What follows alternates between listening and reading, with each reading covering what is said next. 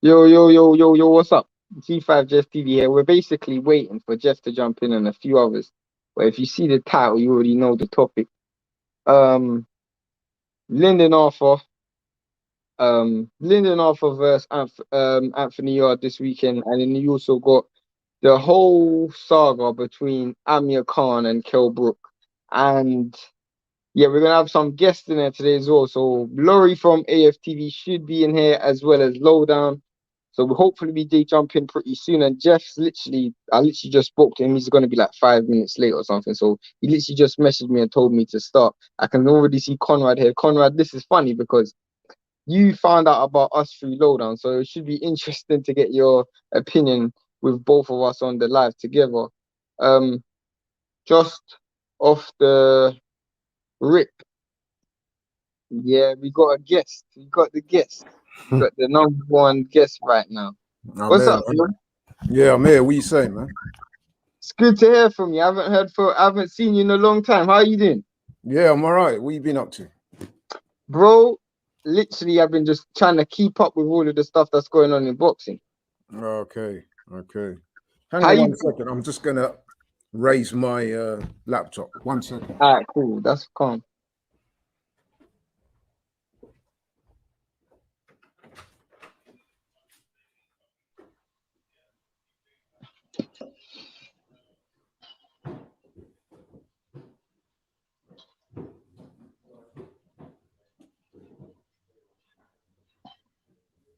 But yeah, obviously this isn't our normal time as you guys know, we normally go on 10:30, 11:30 in the night due to the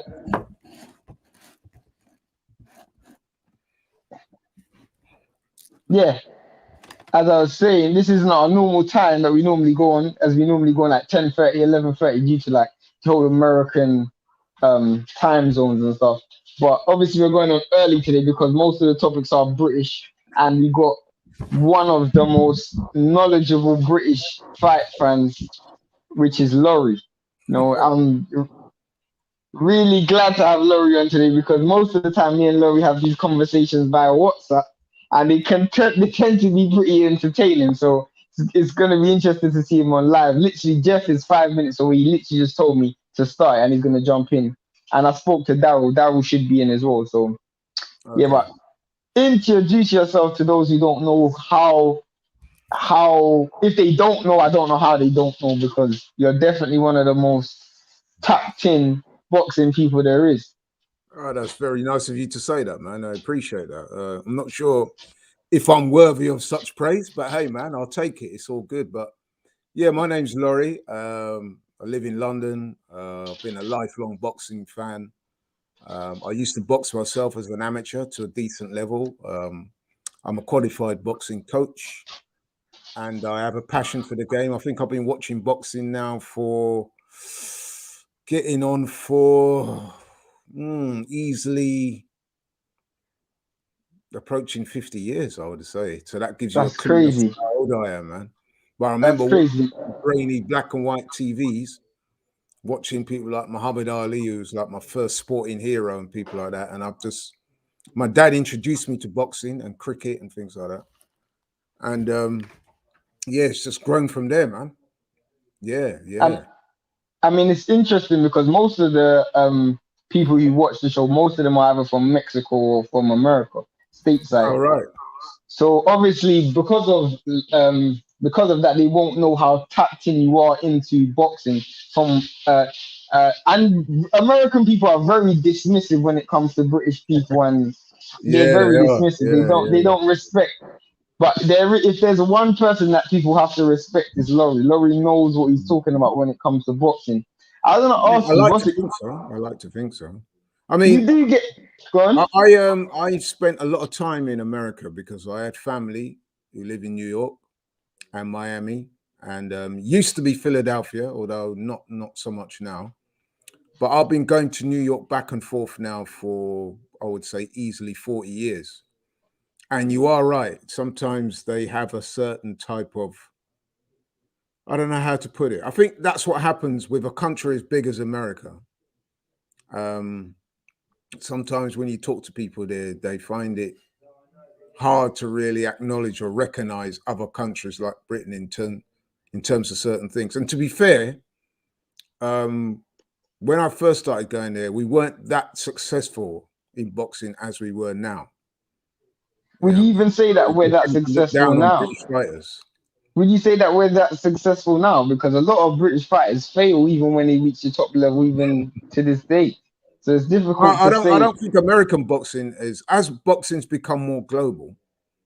I think the American influence is not as strong as it once was. So they don't dominate in the way that they used to dominate. I mean, don't get me wrong, they've still got some great fighters, and they've probably got the largest amount of really good fighters and champions, but the rest of the world is catching up. And Definitely. that's something that the Americans need to acknowledge and recognize, man. It's not like back in the day, you know what I mean? So, We've got some Chris G say, I hope everyone's good. Shout out to you, Christian. Conrad said, evening Shane and Laurie. Shout out to you, Conrad, Conrad. yeah. Big up He's Conrad. always this guy, Conrad, is probably one of the most active people in YouTube. He watches, like, he's always in comment section. So I like, obviously he's always in Daryl's comment section as well. But I was gonna say, before we even get into the topics, what did you think of Teofimo Lopez and Cambosis? I tell you what, I was so happy about that, man. I said on Daryl's show last week that Teofimo Lopez and his dad, with the possible exception of the Charlos, are the two most obnoxious people in boxing. And I don't mind admitting it, I was made up when they lost, man, when he lost. The only thing that would have been better is if he'd have got knocked out. But that guy, seriously, I find him arrogant, narcissistic, disrespectful, rude, you know what I mean? Just unintelligent, everything. There's such a bad advert for the game. And it's a real shame, actually, because for number one, Tio can fight. Yeah, he is a good fighter. I know he got his ass whooped last week, but he is a good fighter. And when he came out the gate, man, I was supporting these guys. When he beat Lomachenko, I was lauding him with praise. I was like, yeah, man. Yeah, I mean, great. The takeover, blah, blah, blah. I was on it. But then he's one of those people in life, you get some success and they just get carried away. Their ego runs away, out of control. And then when you've got a dad like he has, there's no boundaries, there's no filter. And the two of them have just been, oh my God. Like I said, the only people that I can think of right now in boxing that compare to them in terms of how much I dislike them would be the Charlos. I've got no time for the Charlos either. Again, the Charlos are very good fighters. I respect them as fighters. Don't get me wrong, they're very talented fighters. You muted yourself, by the way. Yeah, I know, because I wanted to just let you speak. Yeah. But as people, as personalities, man, that I find the Charlos obnoxious. And the same goes for Teofimo Lopez and his dad. I think the dad must be on some kind of drugs, man. Because what did you think of when he was saying that? I mean, for one, they thought they got robbed, and then they were blaming the zone, and they thought they won 10-2, and blaming Eddie Hearn for fixing the fight. What did you think of all of those excuses? What did you think of those? It's typical of the way they've been behaving ever since he beat Lomachenko. I mean, the dad said a few dodgy things before that, including a few racist things, that I weren't happy about. But when they beat Lomachenko, the ego and the narcissism went into overdrive. And it's just made them, for me, completely unlikable. And I'm speaking for myself in London. And I communicate with quite a few boxing fans online and, you know what I mean? And I can't think of one boxing fan that I've met recently that likes those two. I can't think of one person. They might respect his talents because, like I said, he's a very good boxer. But nah, them man. Yeah, was it 2 days ago? We had a coach on the channel. He basically used to do pad work with Teofimo Lopez, and he was one of Teofimo Lopez's coaches. And he basically was explaining how the relationship between the both Lopez senior and junior is. And one thing that I found which was extremely alarming, which was he said from early he knew senior knew that his son was going to be a champion, and it was never a priority to improve his skills. It was more of a priority for fame. And if you Right. look at the way Lopez Senior has, he was saying Senior has no other fighters. He trains no other fighters. So it was more of him gassing up and almost milking the gravy train while he had it. And he said when they were coaching, a lot of the narrative that he was hearing with, and this is what he said on the platform. He basically said that it was almost like cheerleading. He used the analogy of a Kool-Aid holder. Like, what type of Kool-Aid do you want? Grape Kool-Aid or watermelon Kool-Aid? Literally, that was the instructions that his father would give instead of actual technical progression. And it was very insightful that obviously that's someone who was in that camp and told us that. But the reason why that was so insightful was because when you listen to the instructions that Lopez was getting, it was almost comical from his father. Yeah, it's worse than comical. I mean, his instructions in the corner that night was basically go fuck him up, or you did brilliant, or you won that round. There was no truth there. There was no honesty. There was no analysis of the fight. There was no None. instruction. All of it was cap. It was one of the worst examples of corner work I've ever seen in my life. But should we be surprised? I mean, this is the way this man, Teofimo Lopez Sr., has been carrying himself ever since he won the title. And you know, the thing is, right, Teofimo Lopez Jr., the fighter, he's been blessed with a lot of God-given athleticism. If you see him working out in the gym, if you see the way he skips, if you see the way he is, even with his acrobatic stuff and stuff like that, he's got God-gifted athleticism.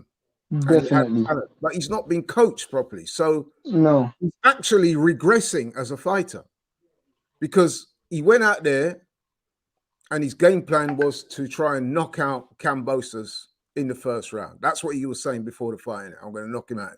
He went out there, he tried to do it. He ended up getting clipped himself. Now, what was the plan B? Where was his jab? Where was his combinations? He spent the whole night trying to knock the guy out. Even there was no prep. When he hurt Kambosos, he showed no wherewithal to try and break him down. He didn't go to the body. You know what I mean? He was just poor, man. Poor. I also wow, that is the guy that beat Lomachenko. I can't believe it. Now, yes, it's crazy. You know what? I'm starting to think that what Lomachenko said after that fight might be true, which is that he damaged his shoulder so badly that he couldn't get his punches off, and that enabled Teofimo to win. Well, someone in the last live said, which I thought was very, very interesting. They said that was it Teofimo who won or was it Loma who lost? Well, because if you think about it, Loma took 7 rounds off in the first 7 rounds. So it wasn't really what Teofimo Lopez was doing. Loma just didn't really throw anything. And when Loma did decide to turn up the levels, he actually won most of the rounds that he decided to turn up on. Although to give Lopez credit, in that 12th round, he did come back and he won that one quite big. In fact, I think he hurt Lomachenko in that round. So he was a deserved winner. So we can't get away from that. That is a fact. I think it's evident now that Lomachenko was hurt. Whether it was as bad as what he's trying to say, listen, man, if you were hurt that badly, you shouldn't have got in the ring. So I'm not going to focus on that too much. But what I would say, like I said, I just think that Lopez, he looks like he's regressed. The focus weren't there. You could see, he's not really been in the gym perfecting his craft. He's been too busy out there enjoying himself, doing stupid videos with Rolly Romero, who's an obnoxious git. And he just got carried away with himself, man. That's what happens in life. Sometimes people get success too soon. They're too young. They're too immature. They don't know how to handle it. And that's exactly what happened with him. It went to his head. He doesn't have anyone around him that can put him on the straight and narrow because the dad is probably a bigger arsehole than he is. So definitely, you would have thought that the dad would be the one to kind of rein him in a bit and say, look, man, let's get in the gym. Let's come on now. Let's You know what I mean? Let's build for the future. But no, the dad's out there getting drunk or doing. I don't even know if he's drink, bro. I mean, he definitely looked drunk. He definitely looked like he was under something. At the least. I mean, I don't know, man. Listen, you know what? I don't really want to go there. But I think it's obvious if you've been studying that guy, man. He's not in his right mind half the time. Something's going on. A fighter who is real close to the channel purely and simply because he's from Philadelphia. Stephen Fulton versus Brandon Figueroa. I don't know if you caught that fight. I did catch that fight, man. It was a great fight. Great fight. It was a bit controversial, but I thought Fulton won. But one thing I want to say is, right, and I'm going to ask Jeff this, man. It's a question for our American brothers out there, the African Americans.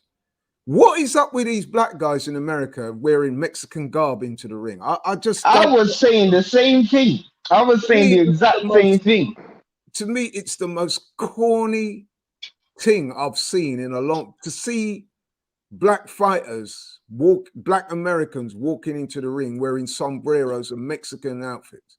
I mean, I know Floyd did it years ago, and I know that Floyd's uncle Roger Mayweather did that, but he did that for a specific purpose, because back in the day when he was beating up on Mexican fighters, they used to call him the Mexican Killer or Slayer or something like that. So yeah, that was his angle.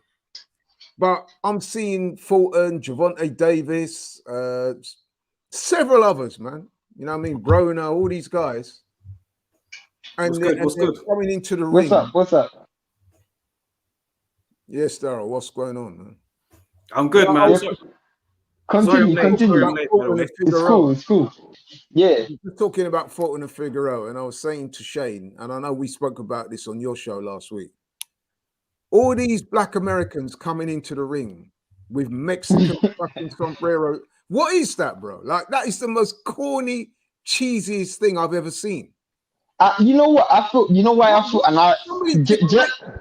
Jeff will probably be the best person. When he jumps in, I'm gonna ask him. Plus, like Stephen Fulton is someone who Jeff has been around, not a lot, but he's been around him fairly recently. And I can only assume it's almost like a mockery, you know, just to almost make fun. Is it mockery or is it paying homage to them? That's what it seems to me.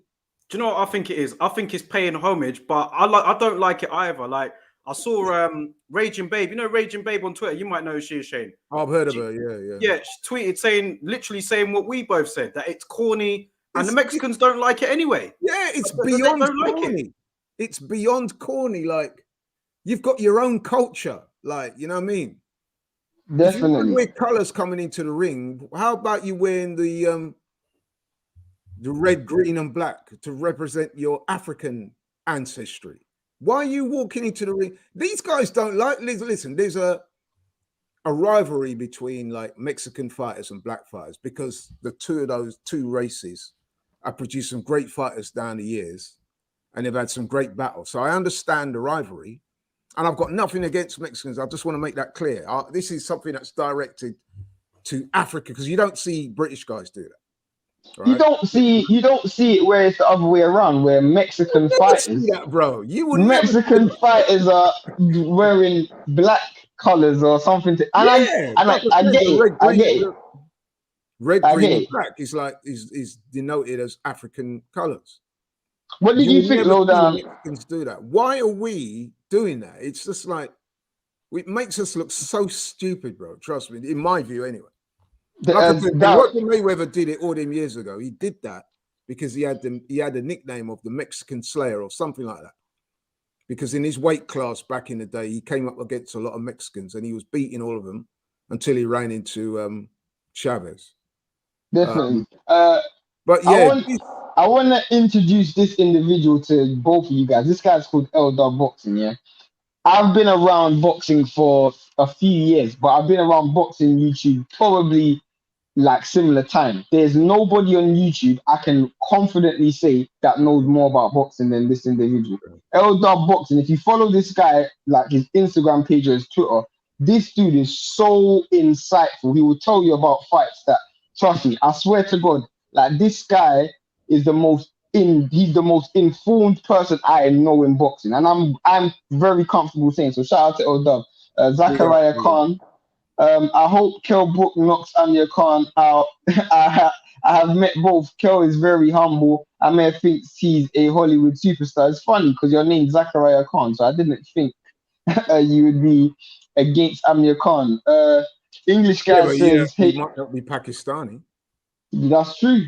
English guy says, hey, listen, what's up? even if he is, right? Even if he is, I just told you. What did I just say to you about the Charlos? I can't stand those guys, and they're black. And I'm going to keep it 100, bro. When he fights Castano, I want Castano to beat him. Many people thought Castano won the first fight. But I want to get Daryl's opinion on something in a second. Hey, what's up? Shout out to you, English guy. Edwin Castillo says, morning, Shane. Salute, everyone. Shout out to you, Edwin, bro. L-Dub is a boxing encyclopedia. If Conrad is saying that, then you know. Trust me, L-Dub is like, this guy is so insightful. Big up Conrad, man. Big up Conrad, for real. But Daryl, I wanted to ask you, what did you think of, who did you thought won the Fulton fight, Fulton and Figueroa fight, and how did you think of the fight on the whole? Yeah, very good fight, man. It was obviously the same weekend as Teofimo Lopez, George Cambosa, so it didn't slide under the radar, but it was like kind of overshadowed a little bit what I saw anyway. But yeah, I did catch the fight. I thought that it was another great fight. Do you know what I'm saying? But I thought it was a close one. I gave it to Fulton just. I thought he edged it. However, Figueroa definitely had more of a shout as to say that he won than Teofimo Lopez did. He also gate crashed the interview as well, didn't he? At the end, saying he thought he was robbed and stuff. But the reason why Figueroa thought he would have won it was because he kind of dragged Fulton into his type of fight, and I thought Fulton could have stuck to what he's good at, but at times he got dragged into what Figueroa liked to do, and maybe he thought that in a close fight where it's difficult to score, if you're dictating the ring generalship, or so you believe, then you think that you're winning, and he dragged Fulton into his type of fight. But I did edge it to Fulton. I thought that his shots were more crisper. I thought that they were more, I thought that he was a bit more precise than Figueroa, whereas Figueroa's shots were a lot more arm punches compared to Fulton. But either way, it was a close fight. It was a good fight as well. I enjoyed it a lot, man. One of the better fights this year.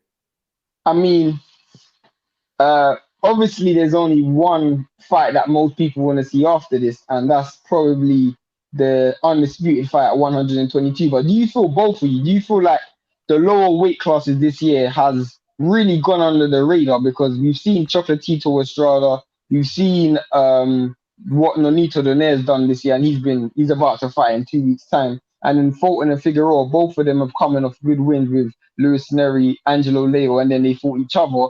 And then you still got the Ahmed Elia fight. So what do you guys both think of? Let's start with Laurie. You guys both think of the lower weight classes and them not getting the shine that they could or they deserve?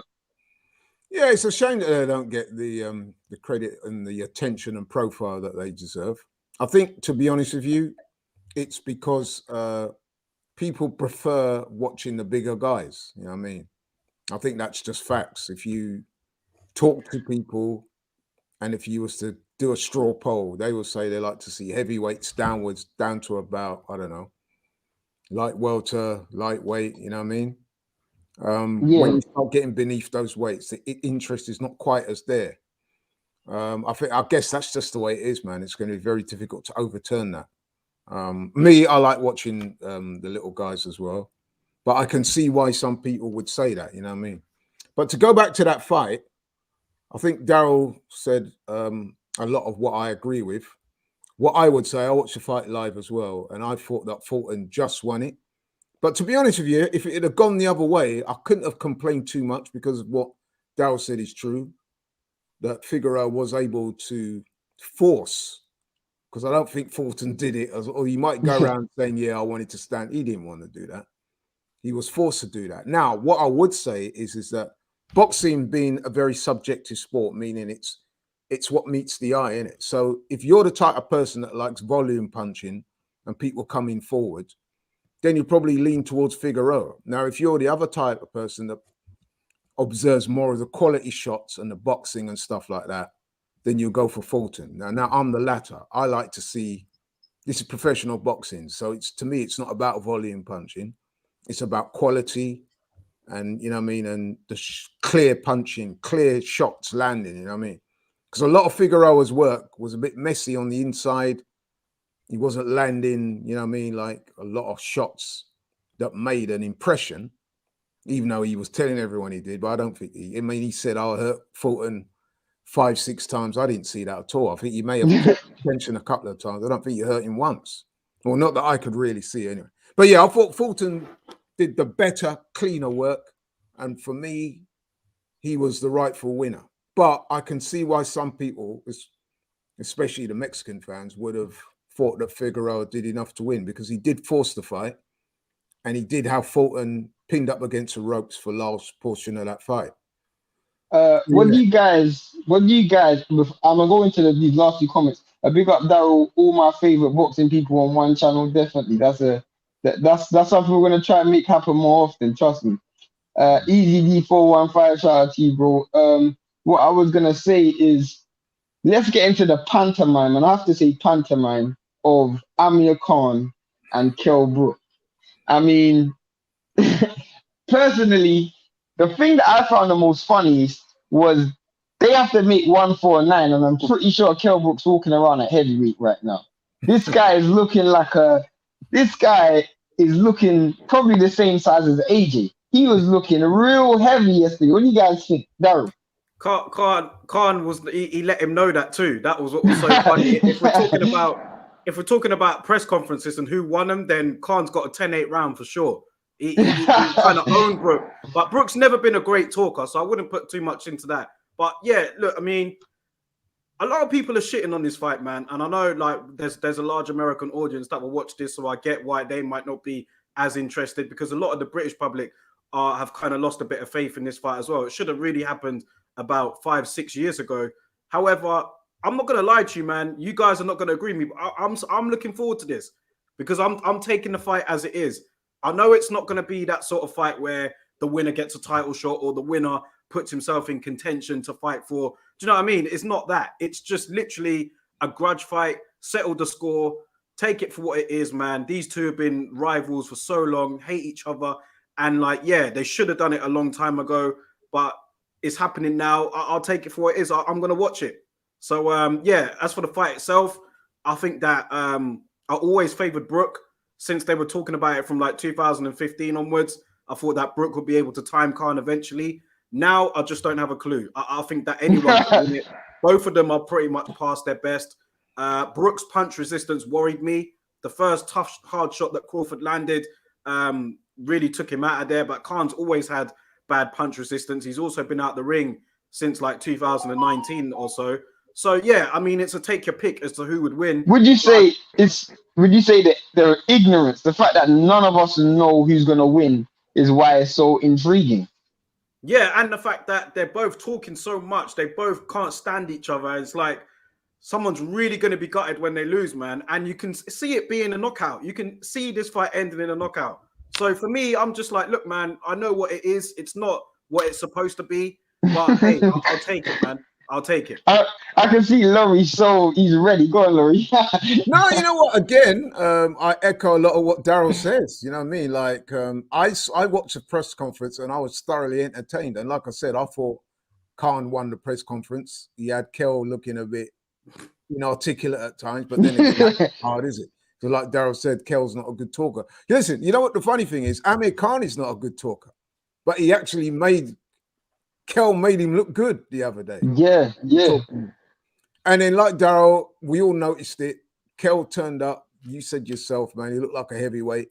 That has been a kind of epitome of why he never fulfilled himself as a fighter, isn't it? Look how out of shape he was. And now the first part of his camp is effectively going to be a fat camp, isn't it? It's about losing weight. And then when he loses, or if he loses, he's going to turn around and say, oh, I had trouble making 149. He doesn't live the life, Kell Brook. That's what's always held him back. The man, he's got elite level talent. Yeah, but he's another one of those guys, man. He got a bit of success and it went to his head. When you attain those heights of becoming a world champion, believe it or not, that's when it gets harder for you, because you were hunting the person that you beat to become champion. Now you become the hunted. So you got to stay on top of your game. You got to have that Marvin Hagler style focus.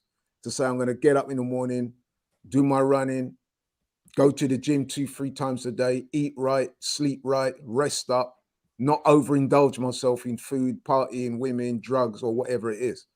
Kell Brook has been guilty of a lot of them things. A lot of those stuff. Right? And you saw him the other day and you thought to yourself, well, I don't even know if this guy can make 149 by February. Look at the state of it. Well, he's got to, isn't he? Because if he don't, there's £100,000 £100,000 every pound he's overweight. And you heard what is... Amir Khan said at the press conference, didn't you? He actually said, I've been in training, and he also said that I'm flying out tomorrow to join up with Virgil and them, man. We're going to start training. Sorry, with Bo Mack and those guys. We're going to start training for this fight. So he's clearly taking it very seriously. Meanwhile, Kell's there, I'm going to knock your spark out. Sounds good, but you're not in the gym, bro. You know what I mean? Like, when have you started training for this fight? Gun to my head, I'm picking Amir Khan. And yeah, I said to Daryl that at this moment in time, man, I'm leaning towards Khan because let's be honest as well. Like Daryl said, Kell's had a rough time of it recently, man. He's had broken eye sockets on either side, right? And he's a bit gun shy, man. You saw when Crawford hit him straight away, man. He had a decent round or so, didn't he? As soon as he got hit, man, you know what I mean? It was a different story. And he kind of semi-turned his back in that fight, something that I'd never seen Kell Brook do before. Did you notice that? When he got hit, he kind of... He's definitely fearless in the ring. Why I say I'm not even slightly, I'm massively going with Khan because he's been in 2 elite camps. He was training with Herring for the Shakur fight, and he was training with Crawford for the Porter fight. You know, there's nothing that Kell Brook can do that's going to be anywhere near as close to what Crawford's going to be doing in sparring or what he's been facing in sparring. And the fact that Kell Brook, literally, his whole entire camp, remember, they're doing this for money. So really and truly, he has to do everything in his power to make sure he's not losing that 100 grand. Who's that in the chat? Jeff, this is what you call black time, bro. What time is this, Jeff? Hey, listen, when you do that black time thing, man, that's on you lot. I don't subscribe to that, man. Yo. Like say, yes, big up Jeff, man. What's up, bro? What's up with y'all? I just like to say, I just checked the odds. I just checked the odds for Khan and Brook while you lot were talking. Brook is still the favorite at 4-7. I don't know if you could translate that to the American odds, but over here 4-7 for Brook and 11-8 for Khan. So Brook is still the slight odds on favorite to win it. But Laurie has a question for you, Jeff. Laurie has a question for you. Go ahead. Yeah, we were talking about this earlier, right? Like me and Daryl and us British black fans over here in particular, right? We want to know when these black Americans are fighting Mexican fighters. What's up with these guys, bro? Why are they wearing Mexican garb into the ring? Since when did these guys become Mexicans? Because we all know that the Mexican fans ain't got no love for those guys. Okay. So when I saw Steve Fulton, as much as I like the guy and as much as I respect his talent, right? I'm like, bro, what the fuck you doing, bro? It's so corny, man. Seriously, I wish I could sit Steve Fulton down, Javante Davis, all of those guys who do this type of stuff and say, bro, what are you doing? Okay. Represent your own ancestry. Why are you paying homage to Mexico for? I can explain that. So let me tell y'all the story behind it. First of all, big shout out to Boxing Lowdown, Laurie. This legendary stuff right here. So basically in the States, my African American people, for a very long time, whatever Floyd Mayweather did, they gonna follow suit. That's just what it is. So when Floyd even if did it makes that, him look foolish, even if it makes him look like an ass, they gonna follow it. So when Floyd did that with Oscar De La Hoya way back when, everybody else just started doing it. You seen Tank do it, he looked like a fool. Fulton did it, he looked like a fool. And it's just like Floyd, you can't copy everything Floyd does. Floyd was the only one that was able to get away with that at that particular time. Like that's why they do it. But and it's Floyd, the reason why they're dumb is because Floyd done it because he was almost trying to antagonize the Mexican fans. These guys are just doing it stupidly. So I don't understand. Like, And I agree because literally Floyd is like Jesus to a lot of these black fighters in America. Literally, whatever they deem as acceptable, they're gonna follow suit. So I actually understand that. But Have you ever seen a Mexican or any other race for that matter walk into the ring with a red, black, and green, which is all sort of for African colors? Have you ever seen that? Nah. I mean, listen, I said I've been watching boxing a long time. Yeah. And I said to Shane, I said, even before Floyd did it, his uncle Roger, who he had the nickname the Mexican Slayer or something like that. Yeah. When he was young and he was fighting, he was beating up on a lot of Mexicans. Right. At his weight class. So they gave him that nickname. So he used to wear that because just to play up on that.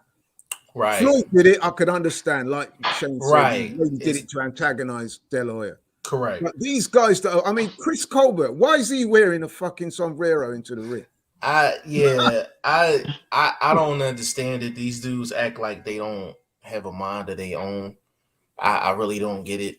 But they follow whatever Floyd says. And another thing that black fighters do, nobody used to talk about A side, B side until Floyd started talking about it. It's dudes that's 5-0 with 2 knockouts talking about A side, B side. I'm like, yo, come on, man. Like, come on. Like, it's crazy. Hey, Shane, can I drop the news? Can I drop the reason why I was late? All right, go on. Okay, so Boxing Lowdown, you'll appreciate this one. So I got word right before we was able to go on that Virgil Ortiz, and this news for the world actually. Virgil Ortiz actually turned down the WBC final eliminator at the WBC convention. Next up is our good friend out of Philly, Jerron Boots Ennis. And I got word right before the show started that David Avanesian's manager wants to take the fight. Wow. So we might get Boots. We might get Boots and Avanesian next. And Boots people are supposed to be calling me within the hour. So I'll tell you something, man, that is a great fight because I'll tell you, don't sleep on Avanesian, bro. Don't sleep on that guy. That guy's good. I mean, don't get me wrong. I would still fancy Boots because I rate him very highly. Yeah, but you don't want to go into that ring with the mindset of a Teofimo Lopez, thinking that it's all over before. You know what I mean? Yeah, I don't think Boots is that type of guy, man. But what are we gonna say? Why did Virgil Ortiz turn it down? What was the reason? Do you know? Virgil Ortiz has another fight. They're trying to line another fight up. His management team, but we don't know who the opponent is. Isn't he in line to be a WBO mandatory for Terence Crawford's strap? So maybe that could be the reason. IBF. Oh, you talking about Virgil? Yeah, Virgil's number 2 in the WBO. Right. So it could be that. Right. So we think he has something lined up on the WBO side of things. Because for some reason they like the Bud matchup more than the Spence matchup in terms of them actually getting the fight, not like actually in the ring. They feel like they got a better opportunity to get a WBO shot versus a WBC or a IBF. Or is he taking a leaf out of Canelo's book? And possibly. Possibly. Run through these comments real quick. There's many. Hold on. Let me just see where we at. God damn. There was a close fight and it'll be subjective. People will lean towards who they like without trying to be biased. It's the ones being biased that won't see it, could go the other way. You guys are fair. I don't even know who you're talking about. What are you talking about? We're talking about that was in reference to the comments I made about the Figueroa Fulton. Basically, if I could just say quickly, Jeff, what I said is that it was a great fight. Shout out to both fighters. I thought that Fulton was a deserved winner, although I said that I could see why some people might have thought Figueroa won, because if you look at it logically, Figueroa did force Fulton to fight his fight for a lot of that fight, pushed him back against the ropes. I know Fulton was saying afterwards, yeah, man, that's what I wanted to show. I don't believe that. I think he was forced into it. But I think it comes down to what you like. Boxing's a very subjective sport, and it comes down to what you like. If you like come forward aggression, volume punching and stuff like that, backing the guy up, you're going to go for Figueroa. If you like boxing skills, clean punches, effective punching, and man looking good and stuff like that, you're going to prefer Fulton. I had Fulton a couple of rounds up, but I can see why it was very close. I don't think it was a robbery, obviously. Whenever a fight can go either way, it's definitely not a robbery. So Figueroa was definitely playing that bigger. Why I'm annoyed. One thing I did find about Figueroa, he kind of aired himself out, didn't he? He come over there. He was very disrespectful, interrupting the man's interview. He said he wanted a rematch. Fulton said, yeah, I'll give you the rematch. Fulton was like, yeah, it's a close fight. I'll give you the rematch. Then when he was being pressed about the rematch, he said, well, I'm going up in weight anyway. So why, you know what I mean? Why all that noise? Right. Before we run through these comments, why I'm annoyed, Jeff, is because there was $100 on the line in the prediction league. And I would have won $100. I predicted a draw on our prediction league, Lowdown. We have a prediction fantasy league. I predicted a draw. And I swear to God, I thought that fight was a draw. And I would have got $100 so easily, but I didn't. I was annoyed. But Jeff. Shane, I will cash app you $100 just because we brothers. I'm cool. That wasn't no draw. Oh, hold on, Edwin. That's when it's fun to talk boxing with others. I have to see it again, but like you guys are talking with a good open mind while giving good points on why 4-1 and how you think people saw different. Yeah, I mean, Laurie, I said that yesterday. Like, it really depends on what you like, but at the same time, I'm like, the number one goal in judging a round should be who landed the more effective shots. And I think people lose sight of that a lot of times, no matter if a person is walking a guy down, making them fight the other guy's fight, who's landing the cleaner work. And a lot of people judge rounds and they just see a guy coming forward and they automatically get a guy the round. So I was actually surprised by the cards. I was actually surprised because I thought they was going to give Figueroa the fight because he was the aggressor and he was he forced Fulton to fight that fight. I don't care what Fulton says at the end of the day. But run through it. I'm gonna run through it. Darryl, I want to get your opinion on something in a second. Okay. English guy, I can see Khan knocking Brook out in their primes. I think Brook would spark him, but out of the two, Brook looks worse to me, but anything can happen. Luke Sumner, hello lads, hope everyone's good. Big shout out to you, Luke. I got Brook beating Khan. Edwin, Khan is chinny, but Brook has been broken, damaged, and several years taken from him off those beatings. English guy, I agree. Brook is more washed. This is sad, yo. Edwin, Tank, I think does because he embraced the Mexican people to a certain point. Floyd and others did it as a way to taunt the Hispanics, but also to get into the Mexican market. Yeah, but do the Mexican people embrace Tank? I don't think they do. Nah, I mean, you'll see that this weekend when he fights Isaac Cruz, how much they embrace it. They bro. Nah, they don't. There's a rivalry. There's a rivalry that's long existed between Black Americans and Mexicans. Absolutely. Both groups think that they run things when it comes to boxing. Absolutely. Right? Absolutely. So there's that, just like Puerto Ricans and Mexicans have that historic rivalry. Have you ever seen a Puerto Rican come to the ring in a sombrero? Name me one. Yeah, why are we doing this? Yeah, if that was supposed to happen, we just seen Gabe Rosado walk in against Munguia with a sombrero on. Yeah, as my boy Jada Kiss said, what are we doing here? Yes, indeed. What are we doing here, man? You know what I mean? What are we doing indeed. Conrad Boxing said Boots Avenesian is a killer fight. Yeah, that thing would be crazy. English guy, it was expert level trolling from Floyd, but the other guys that do it is corny. I agree 100%. Edwin, wait, Virgil turned down Boots? No, he didn't turn down Boots. He turned down the WBC final eliminator. So basically Virgil Ortiz was up against David Avenesian. They was the next two up in regards to the WBC final eliminator, and Virgil Ortiz turned it down at the WBC Sounds like convention. He's on that Canelo timeline, bro. He could very well be. You see that, right? And I'm not joking now. You see that, to me, Who is Virgil Ortiz and all these guys' idol? Canelo. And he's adopting the same strategy. Follow suit. They're going to adopt the guys they think, I'm not saying he couldn't beat Avanesian, but he's clearly looked at that and thought, no, I'll go another route. You know what I mean? Leaving Boots now to go in there, take on the killer. You know what I mean? While you can go round, circle, navigate, and find another route. Well, hold on. I'd say I'd wait. I'd hold on that judgment, man, because Virgil, look who his last couple opponents. He fought Maurice Hooker. I thought Maurice Hooker was a good step up.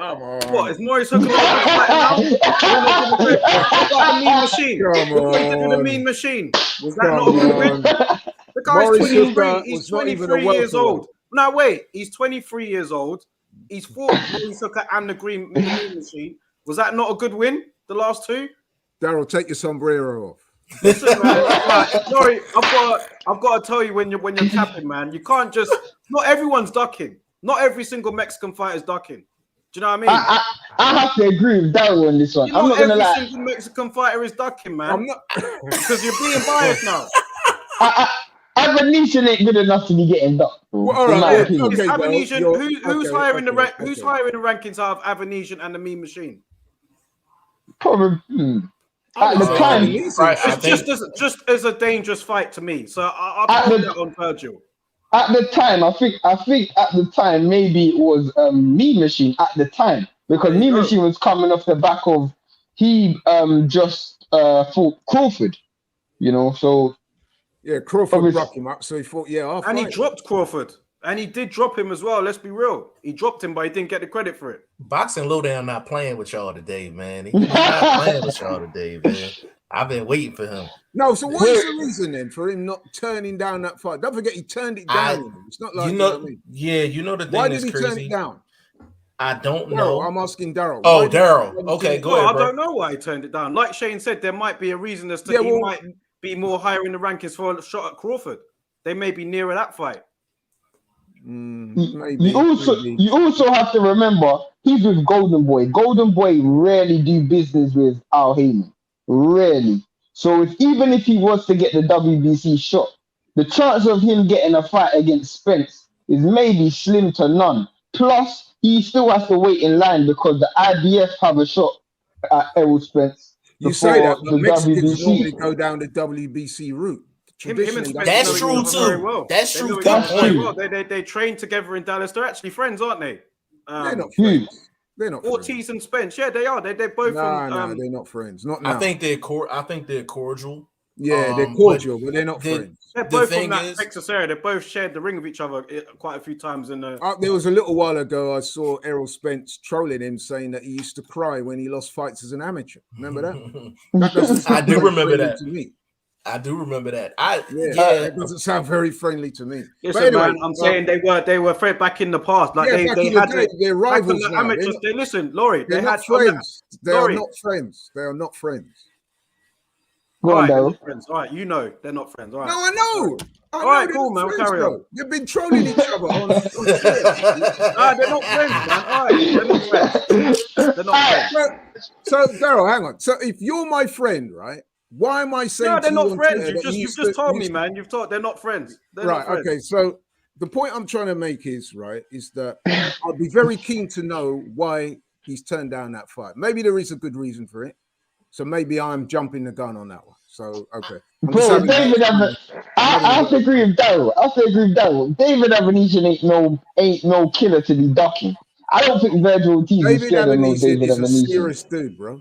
At welterweight, he's a serious notch to have. He's a serious dude. Is he better than the Mean Machine? Is he better than Kavaliauskas? Would you pick him to beat Kavaliauskas now if they fought? If them two fought? I think he's on that level. I really do. I think Virgil can beat either one of them. I think he can beat either one of them. Now, who's more dangerous? I know. Virgil, I would say Avanesian's probably more dangerous. Garcia now, isn't he? Do you think it's about the matchup, or do you think it's about which title shot he can get, Laurie? Well, I'm giving Daryl and Shane the benefit of the doubt here, right? I still think there's a bit of ducking going on. But anyway, I'm not saying I'm right. That's just my opinion. I'm not saying I'm right, I'm saying that's my opinion. Hey, Laurie, but there's different types of ducking. There is. I've learned there's different types of ducking. There like, is. There is. You have some ducking where guys just they don't want the smoke. And then you got ducking where just like Otto Wallen and Dylan White. Otto Wall and Dylan White, like that's different type of ducking. Like he's ducking one fight to get to a better fight. Ducking, strategic ducking. Yeah, this seems like it's strategic ducking. To me, it's strategic. But listen, if his next fight is some bullshit, y'all got to come back on the show. Y'all got to come back on the show. For real. Let me ask you a question, right, Jeff? And I want you to be honest, man. I want you to be honest with me. You say whatever. I'm not going to take offense. I just want to know your opinion. So, do you regard Canelo moving up to cruiserweight and fighting Makubu as ducking Benavidez and Charlo or not? Yes. Right. Okay. Thanks. Because when I said that, everyone came at me. Oh, Canelo. Can I explain why, though? Can I explain why? Yeah, of course. Shane, I think we discussed this. Yeah, that's what I was gonna say. Discussed this possibly last week. Because somebody else asked me that same question last week. So this is why I think Canelo's taking the Makabu fight to possibly duck a Benavidez, guys like that. So there's less things for Canelo to worry about against a Makabu. If you think about it, outside of Makabu landing the money shot, what can Makabu do inside of the ring against Canelo? Outside of him landing the money shot? Nothing. But nothing. While we're on this topic, and I'm glad Jeff and Lowdown is here because I actually played devil's advocate between you two the other day. Because I was talking to Daryl about this, and Daryl said, what is the difference between, and this is a very, very, very good point. What is the difference between what Canelo's doing moving up to cruiserweight from what Roy done moving up to heavyweight fighting John Ruiz? And I feel like... Laurie, you want to take care of that first? My answer to that is, what is your point? My question is it a duck or not? Don't tell me that somebody else did the same thing. I'm asking you a question. Is it a duck or is it not a duck? But you don't call Roy Jones out for ducking. You're answering a question with a question. I want you to answer my question. If you think that Roy Jones did that, which, you know what, I agree with you. He did do that because the heavyweight champion, the real heavyweight champion at that time, we all know to be Lennox Lewis. Ruiz weren't a real heavyweight champ. He might have had a belt, but he wasn't the number one. But I'm saying to you, him going up to fight Makubu at cruiserweight, is it a duck of Benavidez? Can I answer yes that? Or no? No, I'm going to answer it. And I'm almost going to agree with you. I was only mirroring or almost echoing the points that Daryl said, which I thought was a good point. And this is what Jeff said to me the other day, which is why I ended up taking back, because I was agreeing with you, Daryl. Remember when we were talking about it, I was agreeing with you. Jeff said something to me and I thought, you know what, that's true. The reason why Roy Jones didn't duck it is because Roy Jones cleaned out a division that he was in and then moved up. There was no one else that Roy Jones could have fought. There's so many people Canelo can fight right now at his weight class that he's not fighting. Mikulchevsky was making noise. He could have fought Darius Mikulchevsky. Yeah, you know what? That's a good point. I didn't think of that name. was making noise at that time. I didn't think of that name. I've even got Polish friends, even though Mikulchevsky fought out of Germany. He's got Polish background. I've even got Polish friends of mine I used to go to the gym with.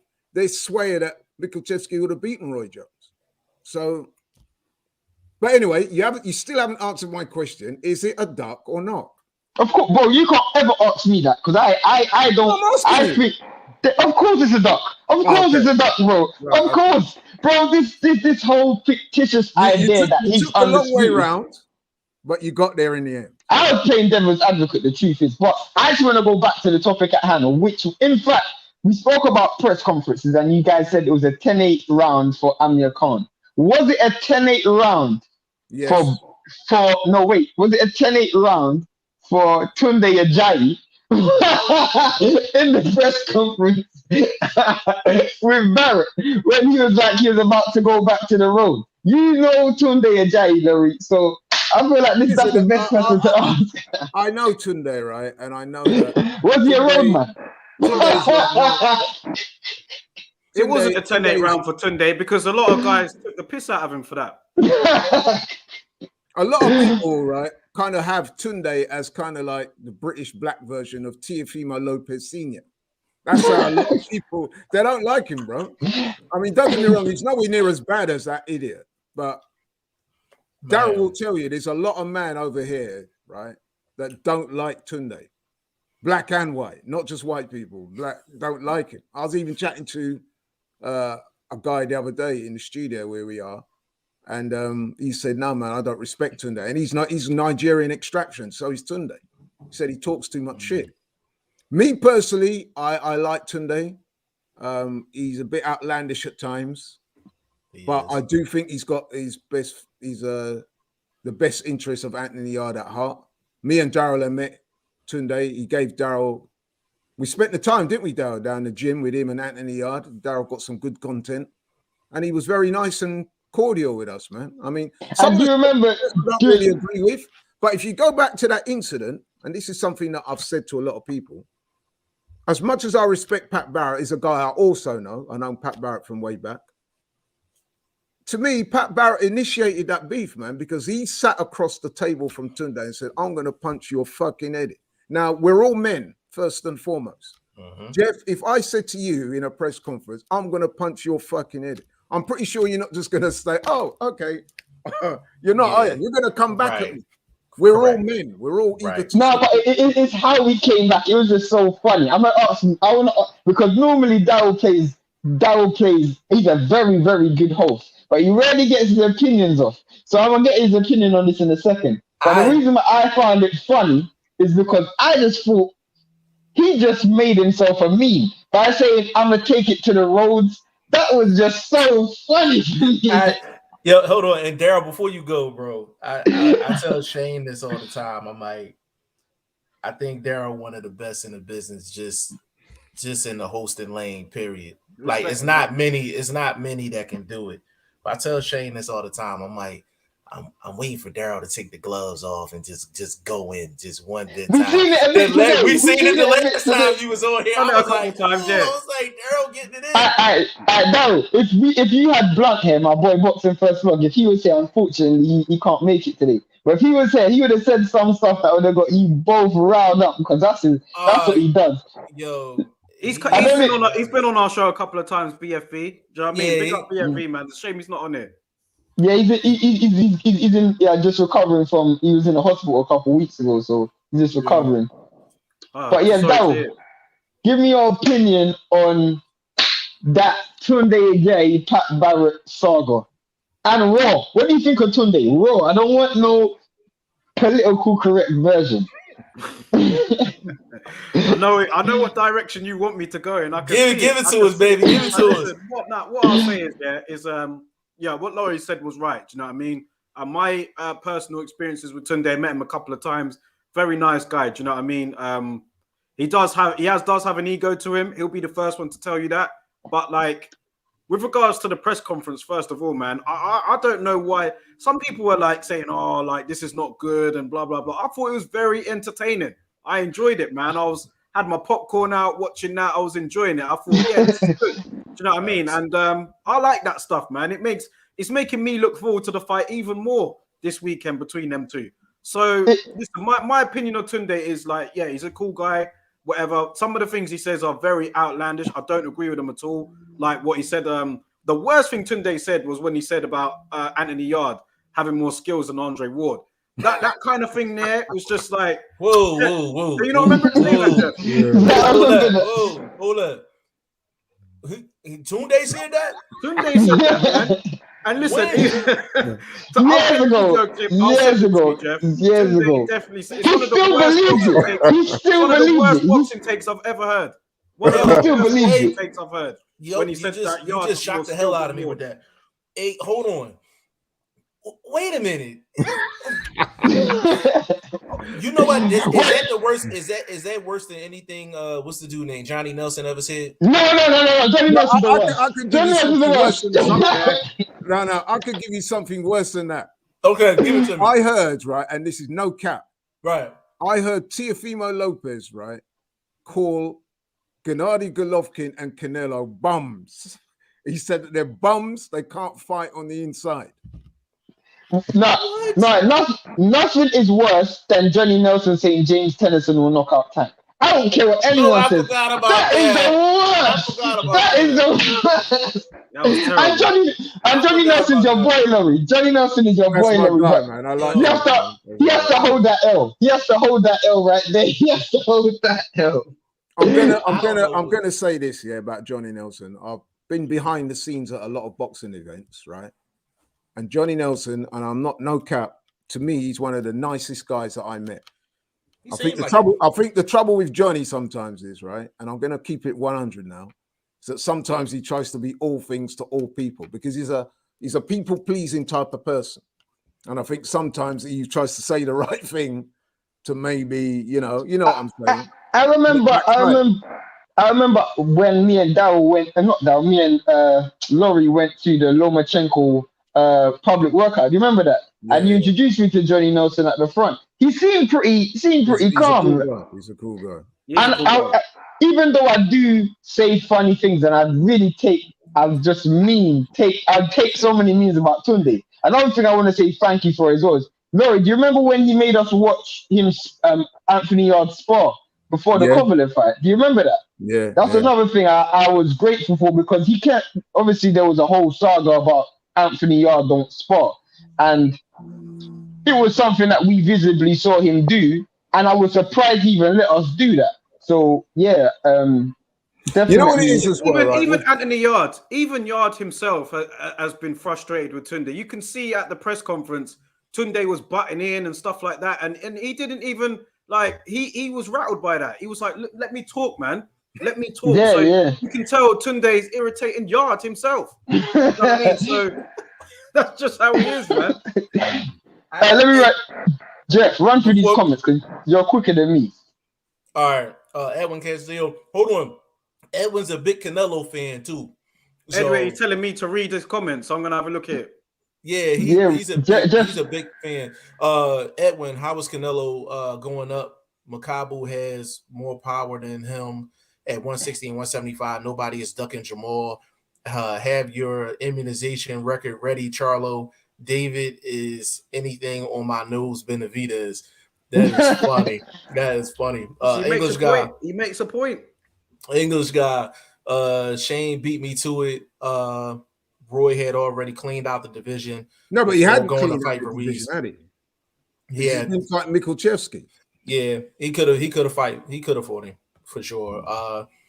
Canelo doing this forces the rest of the guys to actually fight each other. I agree. Rather than sit around wasting their career. Fight, damn it. But only Canelo has to fight all of them, right? Said Tunde is a good hype man, but in my opinion, Yarde needs a real trainer. Well, you could argue that he's done that because he's got Jimmy Cook in his corner now. Jimmy Cook. I like Jimmy Cook. I like Jimmy Cook. Is he the lead trainer though? Probably From not. what I understand, he is now. Yeah. Oh, is he? Yeah, that's what I'm hearing. That Tunde's taken a step backwards. Not in the press conferences. I don't know. Not in the press conferences. Not in the press conferences. He not. No. But I want to ask Jeff, right? Because we didn't. Sorry, Shane. I know this is your show, but we never. No, it's not my show. It's not my show at all. It's not my show. It's Shane's show. We spoke about it before. Jeff arrived, and I know me and Daryl agree on this, right? But in America, what did you think? What do you guys think of Teofimo Lopez Sr.? I just want to say, Jeff, that I think he's the most obnoxious person in boxing, and Teofimo's second, and the Charlo's the third and fourth. But anyway, I was so glad Kambosos beat that guy last week. To me, I was jumping up and down. What's your thoughts on Teofimo Lopez Sr. and his son? It's crazy. Before I segue into that, when did we talk to Pad, man, Shane? 2 days ago. We talked to this guy. You was telling him? I was telling Laurie. I didn't tell Daryl. So we had a guy from out of Vegas. His name was Padman McGriff. Big shout out to him. He might even be listening right now. But he basically does strength and conditioning, pad work, things like that. So he was basically a part of that Teofimo team back when he was young. This is when he was in the amateurs. He was working with him when he was like 14 years old. So he gave us till like 18, 19. 19 years old. Yeah. And he had real good insight on the whole Teofimo and, you know, his dad's situation. So he actually dropped into, before I get into my own personal opinion, he actually dropped in the podcast that Kambosos had people in his camp that, I mean, had direct knowledge of Teofimo and his dad the entire time. The trainer, the person who trained Kambosos for this fight, Padman used to take Teofimo Lopez to his gym, so he knows him personally. The dude knows Teofimo Lopez personally, like he used to take Teofimo to his gym. And Daryl, I didn't even get to tell you. So if there's anything we've ever done that I would want you to watch, it's that, because it's real insightful. The amount of, I can't even say it, Senior does not care about boxing. The impression I got was Senior was riding a gravy train, because Senior has no other fighter, and he was telling us that when it came to actual boxing instructions and actual boxing understanding, Senior's way off. And you can tell saw that in the corner. You saw let me do my favorite thing and play devil's advocate then, With Teofimo Lopez Sr., I agree with Laurie. I'm not a fan of him at all. I don't like, just a lot about him is very unlikable. But what I would say is he's coming under a lot of criticism, rightly so, for this his performance in the corner for his son's loss against Kambosos. But should we give him credit due to the fact that he was in the corner for his son against Lomachenko and he guided him to that win? Are we being too quick to say he should go, you know, considering that the fight before he guided his son to beat Lomachenko? Can I answer that first? Yeah, go on. If you pay attention to Senior in the corner, and I'm talking beyond this Kambosos fight, there's a lot of trainers that don't give any technical analysis in between rounds. He's one of those guys. So Teofimo actually has came a long way, and despite his dad, I feel like his dad has been a deterrent. Like, Teofimo has made it to the top with no technical analysis in between rounds. Like, he didn't show it against Kambosos. You got to be a special fighter. You got to be a special fighter to get all the way to the top of a division, be basically unified without your main guy giving you any technical analysis in between rounds. So he had to not only go fight, but he had to figure things out in between rounds on his own. And so, Daryl, what I was going to say to you, bro, is, and I was saying this to Laurie, and Laurie actually agreed. Was it that Loma lost, or was it that Teofimo won?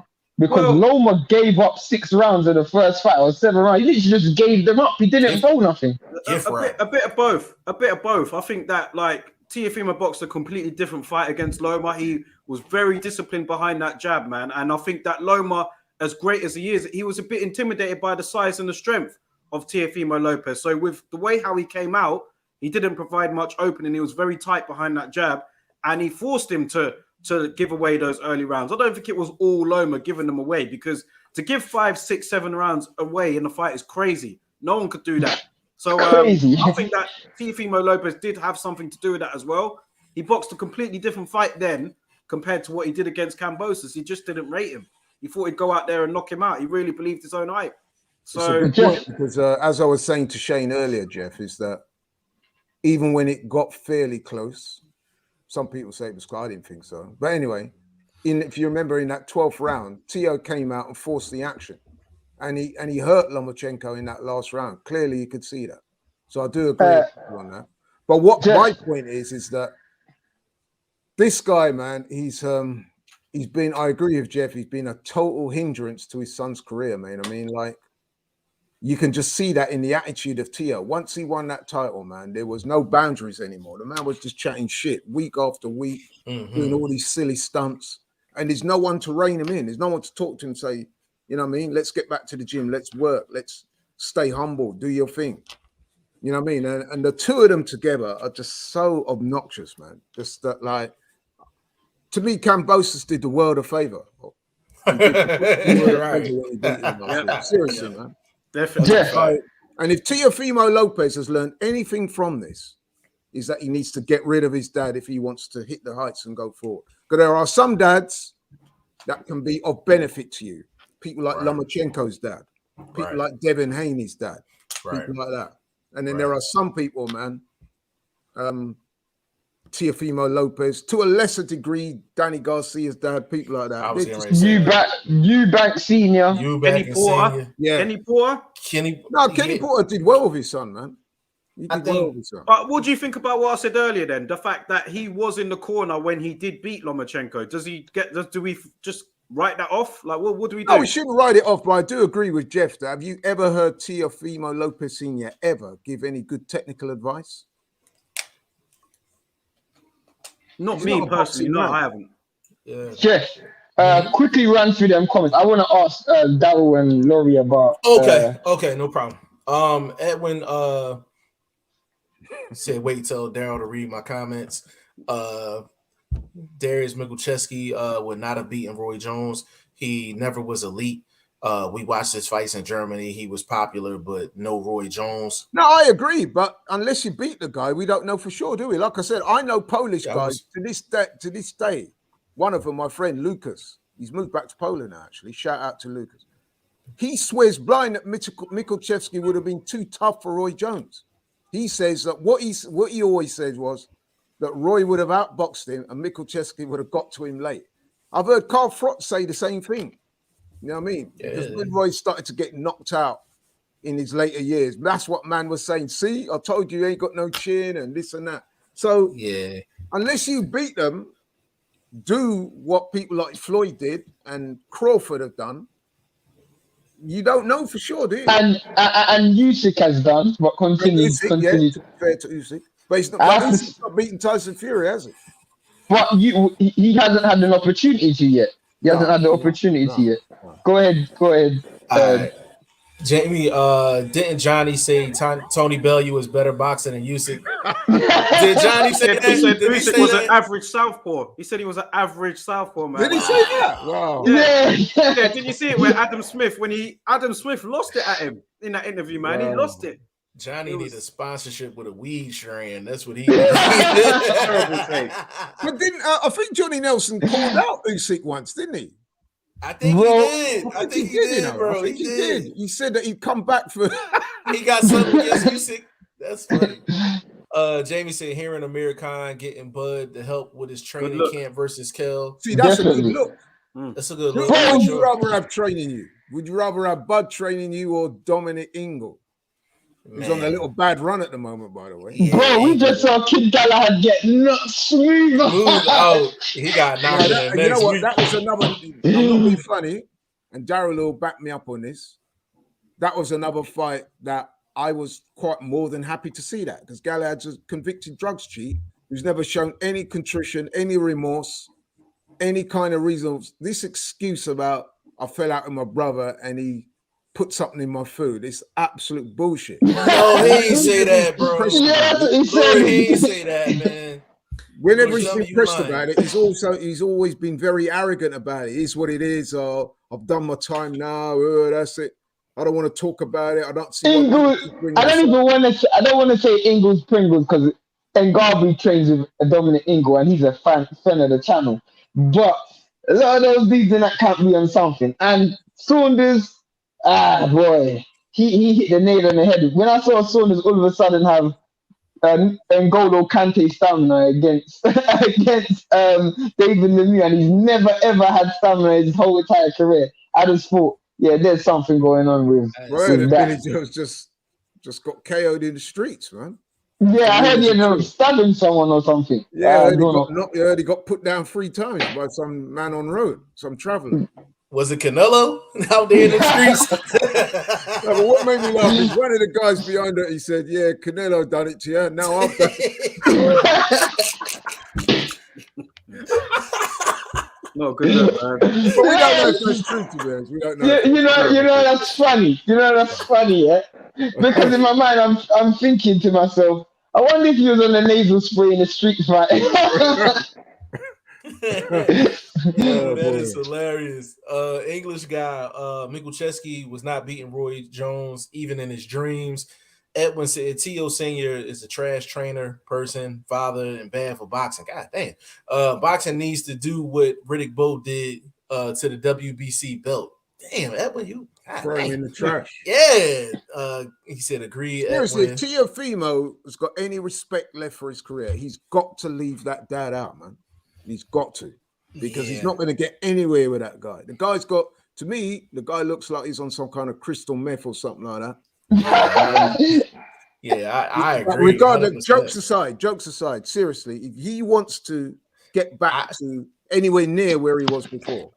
Hey Shane, I wish Padman was in. I wish Padman was listening right now because I would tap him in. What do you think of? What do you guys, Daryl and you and Shane, think of those comparisons that's been made with him and Broner? So that when Broner lost to Maidana, they said that he never really recovered from that. No, the same thing could be the same with Tio. The difference with Broner, and I'll tell you this for a fact, Broner's biggest problem, and it's just so sad, is that Teofimo believed the hype, but Broner actually became a superstar, like a rapper. He became like, you say Little Errol and stuff like that. He became a rapper, out there doing all these music tours with Chris Brown and all of that. The dude didn't care about boxing anymore. So that's what was wrong with Broner. And there's no coming back for Broner. There's at least a comeback for Teofimo Lopez. There's no coming back for Broner. Broner only got $13. I think he might need to get a job with you, Daryl, because I think with Broner it's different, man. Like with Tio, one thing I will give him is that it's probably clear that he was struggling to make 135 for that. His game plan was totally different to what I saw against Loma than it was against Kambosos. I thought he had the wrong tactics there. And I think with Broner, he got an absolute beatdown by Maidana, as well as Teofimo did lose for me.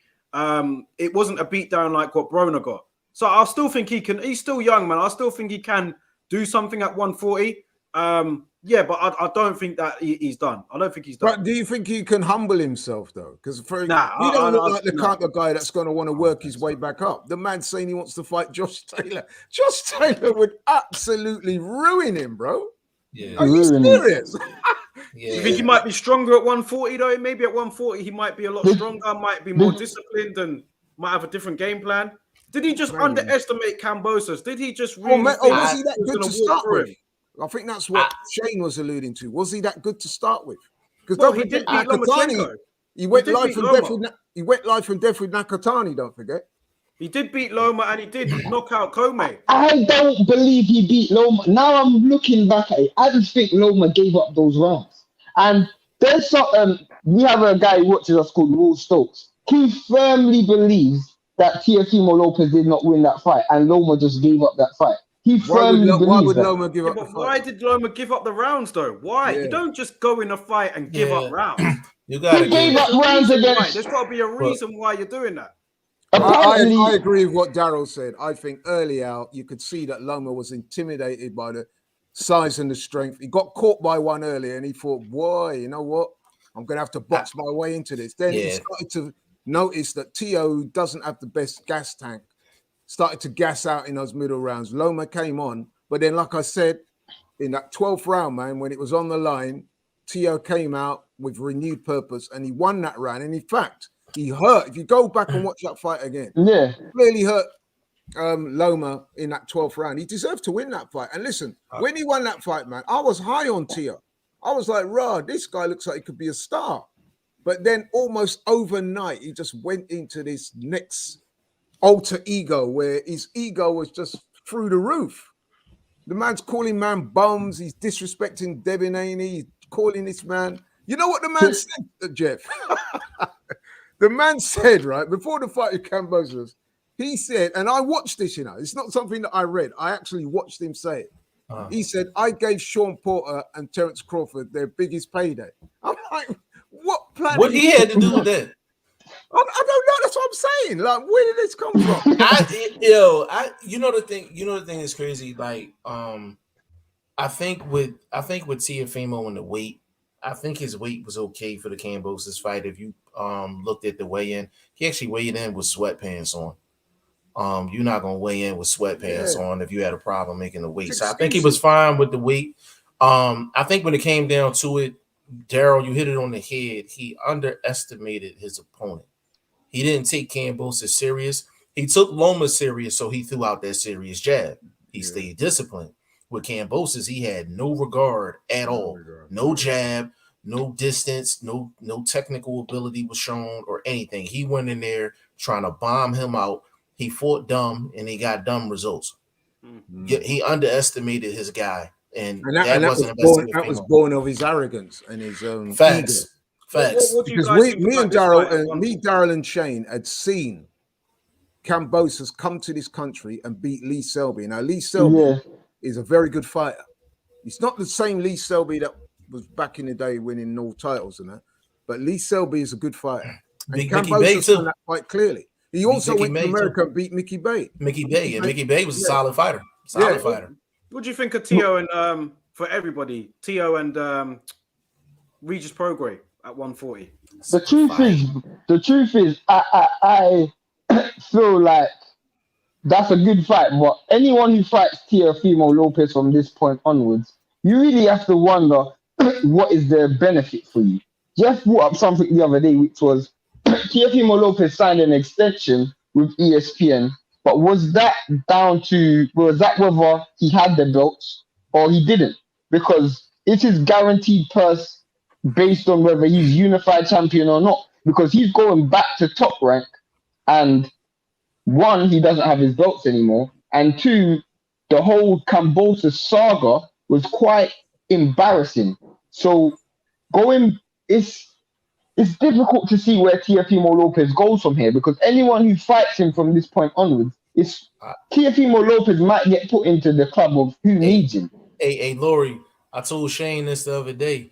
Don't be surprised if Bob Arum actually puts him on the shelf. Exactly. So, and this is the reason. This is the reason why I said it. He don't have the belts anymore. Correct. He don't have Bob Arum anymore. And if the rumors would be to believe, he don't have his girlfriend no more either. Right. No, that's true. That's what I'm hearing. That's what they're saying. And I'll tell you what, right? He looks like he's quite fragile mentally to me. And he could be about to. I mean, you saw what he did in the immediate aftermath of that fight. He deleted his Twitter account. Then he put it back up again, started posting messages about God and the guy's weird, bro. Like I wouldn't say I worry for him because I don't care for him at all. But somebody out there that does care for him, they need to watch out for him. We saw these mental fragilities after the Loma fight. Do you not remember after the Loma fight, he was crying about his dad not showing him any love? You don't remember that? I don't know if you guys. Yeah. So he's already. Dad, man, I'll tell you, man. That's the only sympathy that I have for Tio. The fact that if you got a dad like that, I mean. Daryl, Lowdown, Tadman was basically calling Teofimo Senior a Kool-Aid trainer. Basically, all he does is ask what flavor Kool-Aid he said cherry, watermelon, grape. I saw a clip. Which was floating around on Twitter after that fight, and the bell ended. The bell had gone to end the round, and like Teofimo Lopez's dad was nowhere near the corner. He was like looking out at the crowd and stuff like that. And someone else was there. It took him a good few seconds to get in the ring to give instructions to his son. You know why that was? He's probably looking where his drugs man was at.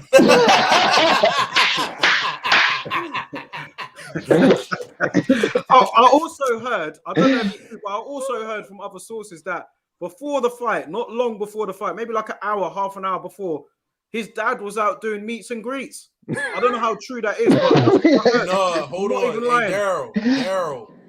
I heard the same thing. You heard the same things? Yeah. I heard the same thing. Shane, I never talked to you about that because I thought it was I just thought it was wild. I had somebody tell me that. I had somebody hit my phone and tell me that. I think it was true. That's unbelievable. You're going in the fight and you're doing meet and greets. It's crazy because he was taking selfies with Kambosos after the fight. Do you not see when he's taking selfies in the ring? This guy got a Don King on his son. So what do you guys think of Devin Haney this week, man? What do you think of that fight? He needs to be on upset alert. Yeah, that's what I think, man. You know what I mean? Because I think Diaz is definitely coming to win. Now, Nah. But he needs to think about what happened to Tio last week and think, listen, Devin's going to beat this dude comprehensively. I'll tell you why. Purely and simply because Mexicans, and this is nothing against Mexican fighters, and I say this about every Mexican fighter, just like no matter what country you're from, you have. You say that about everybody that's not Eastern European, but go on. Wait, let me finish. Hey, we need to talk about Bivol and his next opponent, but carry on. Yeah. We'll get into that. We'll get into that. Because me and Laurie, we want to ask you about that. Yeah, where's your Bivol cap? We need to cook you about that. Firstly, let me address this. Let me address the comment I was going to say. Jojo Diaz tends to have slow feet, just like most Mexicans. Devin Haney is very athletic and gifted. If he boxes behind the stick, it's going to be real difficult for him to cut off the distance. Now, let me get straight into this Bivol stuff. I have been. Wait, Shane, let me just tell you what I think, about Bivol, Like, me and Laurie say this all the time. Do you know what I'm saying? This guy, what is going on at them two light heavyweights, man? Him and Beterbiev. Like, Bivol, he's got the talent, he's got the ability, but we're not seeing him being pushed like he's supposed to. That's not all his fault. But what are you doing with your career, man? Like, who is this guy you're going to fight? You're just circling around like... No, wait. I'm just saying... I'd love to see more from him. I think he's got ability. I think that if he was to fight Canelo at 175, I think that's a great matchup. Do you know what I mean? But he's just been disappointing, bro. He couldn't even beat Craig Richards. Craig Richards said he got robbed. I thought he beat Craig Richards, but I'm just saying, where is Bivol's career going? Who is this guy that he's fighting?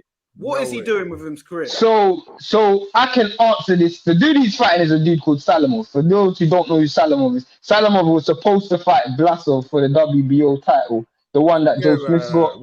No, I'm going to talk about, bro, I'm giving you context information. I am extremely critical of Bivol, and I've criticized Bivol because Zerdo Ramirez and Eddie Hearn has basically been talking about this whole Golden Boy turning down fights. Bivol turned down the Zerdo Ramirez fight, and I kicked his ass.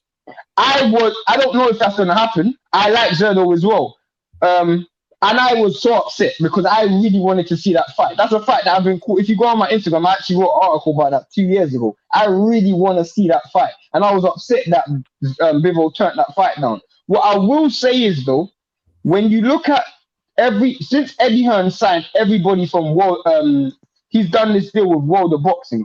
Everybody he signed with from World of Boxing, their career has either plateaued or gone back massively. He signed Gasayev, Kuzman, Madrimov, and Bivol. None of them have done anything since signing with Eddie Hearn. So purely and simply, I feel like they made a massive mistake even doing that sign, because before he signed with Eddie Hearn, he was on a real hot streak, Bivol. He fought a lot of good fighters and he was on a good performance. Since signing with Eddie Hearn. What, Joe Smith Jr.? Who else? Joe Smith Jr., Gene Pascal, Sullivan Barrera. Gene Pascal, bro, let's keep it real. Let's keep it real. GNC Pascal. Yeah, the drug cheat who knocked out everybody he was fighting. Yeah, that's because he's loaded up on steroids. Bivol beat him 12-0 when he was on steroids. No, but Bivol beat him 12-0 when he was on steroids. Half killed him in the ring, you know that? He half killed him in the ring. Bivol beat him 12-0 when he was on steroids. That's what happened. He beat him 12-0 when he was on steroids. I can't praise what he's done because he should have taken the Zerdo fight. Pascal, wasn't it after he fought Kovalev? Yeah, it was after he fought Kovalev. Exactly, yeah, and that's what I'm saying. He got, but it was before he knocked out Brown and beat Buddy Jack. Yeah, so I reckon it was after that he went on the steroids before the Marcus Brown and the Badu Jack fights. I think he went on the steroid before the Bivol fight. If I'm being honest, are you happy with the direction his career is going? And do you think he'll unify? Why has he not fought Beterbiev yet? Why did I've already criticized that numerous times. I don't know why that's not happening. I don't know why. But you can't. He ducked Zerdo. I can't say he ducked Beterbiev because there's no contract that's ever been made either way. But he ducked Zerdo 100%. They're calling out Canelo, right? You've got Beterbiev has been in. They're both from the same country. He's been in a weight class for years and years. You're calling out super middleweights. Fight Beterbiev, man. It's an easy fight to make. But similarly, Beterbiev's never called out Bivol. I'll tell you what, right? Put Bivol in with my boy Dan Aziz, and Dan will beat him all day long. Trust me. I love Dan, but don't do that to Dan, bro. Don't do that to Dan. Why not? If Craig Richards can run him close, it was close. Don't do that to Dan, bro. Don't do that to Dan, bro. Don't do that to Dan, bro. Hey, Laurie, you wanna know why this is so funny, Laurie Darrell? Yeah. I tell Shane this all the time. Shane has trolls, right? So every time we go on live, it's somebody specific that comes into the chat and they specifically come at Shane. They don't ever come at me. They don't ever come at Vlog. But they Laurie always come at Shane. Laurie knows this because when he met me, that's what was happening. Everybody was coming at me all the time. He's like, so to hear y'all getting to him about Bivol is hilarious. Yeah, bro. What do you think, Jeff? I'm being serious now. Bivol is a disgrace to the sport, man. Bivol. So I got two opinions on Bivol. Bivol inside of the ring, I love Bivol inside of the ring. He's not that good. Come on, bro. But I'm gonna tell you why though, Laurie. I'm gonna tell you why I love him inside of the ring. There's very few guys in the sport where their option A beats damn near anybody. Like you've never seen Bivol actually adjust in a fight. That's how good his plan A is. He's not fighting no one. Which leads me to my second opinion. So Joe Smith is a nobody, even though Joe Smith is a champion. Joe Smith is a slugger. He's even said so himself. Joe Smith is not a technical boxer. The man will say himself. But he knocked out Alida Alvarez. The same Alida Alvarez that knocked out Kovalev. He's a big puncher. Joe Smith. But he didn't knock out Bivol. He didn't even get close to knocking out Bivol. Bivol won every single round. But Joe Smith didn't become Joe Smith until after he lost to Bivol. Exactly. Shane, you know that about Joe Smith Jr. He's only recently become a full-time pro. Do you know that? The man was working on a building site. When he was a part-time boxer. Trust me. I talked to Joe Smith on Instagram. Joe Smith, I really like the dude, but I understand what you're. He was up until he won the title. This is facts. He was a part-time boxer. He worked on a construction site to supplement his earnings from boxing. He was not a full-time pro until he got the title shot. That is facts. No, that's a fact. And he's even said, he's on the record as saying, I want a rematch with Bivol because this time I know I can beat him. And when I saw Bivol fight Craig Richards, I was looking at that thinking, listen, man, this guy is not that good. You can see now why he's hiding in plain sight. That's what he's doing. Hiding in plain sight. Yeah, bro. He wanted that Canelo fight. You want payday? You want payday? You want payday? But the thing about Bivol is I've seen Bivol at his sharpest. I was like really, really, really impressed with Bivol. I haven't seen Bivol like at his sharpest because of the opponents, because of the time off, because of the quality of opponents that he's been in the ring with. So how I picture Bivol in the past, I need to see it against better opponents like right now. So I can't say, even though I like Bivol inside of the ring, there's certain guys I'm just like, yo, like the Zerdo thing was it for me. I was just like, yo, that was it for me. So Bivol Bivol's kind of on my shit list right now, man. Right, facts. Right now, he's on my shit list. Facts. The reason why I was upset is because, bro, Jeff, you know, I love both Zerdo and Bivol. I was clamoring for that fight. When Bivol turned that fight down, I was upset. I took that personally. Because I was like, I've defended you. And you just, I was upset, bro. And you know what? When he was calling out Canelo, let's be honest, man, it's because he liked Canelo famous. He said, you want payday? That's what he was calling out Canelo for. He was about to sell his belt to Canelo, and get payday. Like what bro, I don't believe that. I don't believe that. Doing. That's the only reason to turn down Zerdo, though. Yeah, That's the only reason to But turn down Kubu knows Zerto. he's got no chance against Canelo because he's got absolutely zero chance on the cards. The only way he can beat Canelo is by landing a haymaker, and even then, he won't knock Canelo out. He doesn't. But what Tony Bellew McCarthy. did to Makubu, and that was about 6 years ago. But the truth is, though, let's keep it all the way 100. McCarthy does hit real hard, but I don't know, man. He hits real hard. He hits real hard. No, he He does. hits real hard. But, Yeah, he does. He does. Shane, He hits real hard.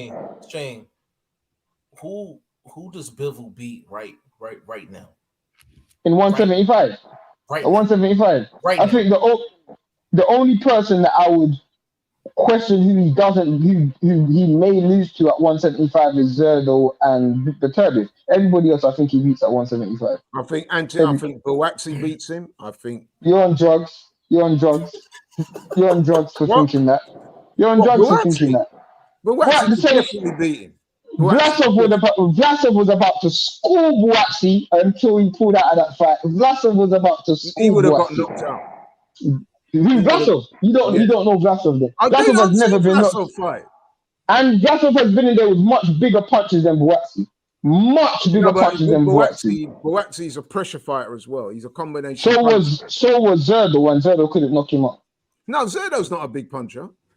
But Zerdo's a pressure fighter, and he couldn't knock him out. Yeah. Buatsi was I don't know. He must have jumped off. I'm not being funny, man. I definitely think Buatsi, who I rate highly, I think he could beat Bivol right now. Honestly, there was a dude who almost beat Buatsi with one hand. I mean, not really. No, everyone's entitled to one bad night at the office, man. Everyone. So Bivol had one bad night against Craig Richards and still won. Craig Richards fight. And that was the only bad night. That was the only bad night he had. To me, if you put him, listen, I'm going. Some of it, what I'm saying, I'm trolling here, but I'll be honest with you, man. If you put Buatsi and Bivol in right now, I'll have money with you on that fight. That Buatsi overpowers him, gets him out of there before the 12th round. We could put money on it, but we ain't putting on that much money because Bivol would never take that fight because he doesn't want those. I don't think he would. Yeah, he don't want those type of fights. He just. I can't disagree or agree because at the end of the day, heavyweight Vladimir Klitschko. He just wants to jab and grab. That's all he does. Yeah, that's what he does. Jab and grab. That's what he did. Thing. Jab and grab. You know the thing with Bivol. I would love to see Joe Smith get another crack. Yeah. Because I think Joe Smith, the way he fights right now, he could possibly because the one thing I want to see with Bivol, right? I want to see, and it's kind of like with Usyk. What's gonna happen when you have to adjust? Like when you have to do a plan B. We've never seen them dudes have to tap into a plan B. We don't know if they have a plan B. So if Usyk fights, if Usyk fights Fury, he's gonna have to go into a plan B. He's not gonna be able to fight his fight and win against Fury. He's just not. Same thing. When you saw Usyk fight Derek Chisora, although he didn't look good, he had to make adjustments because Derek was very aggressive, came at him, the heavier, bigger man, and he did have some uncomfortable moments. But he did win that fight. No, he won that fight for sure. Can I get your opinion before, because by the way, Laurie, we always get through every single comment every live. This live we probably won't because there's like 100 comments. I guess you brought you brought a lot of opinions up in here, Laurie. But what I would say though is, can I get your prediction for Yarde versus Arthur?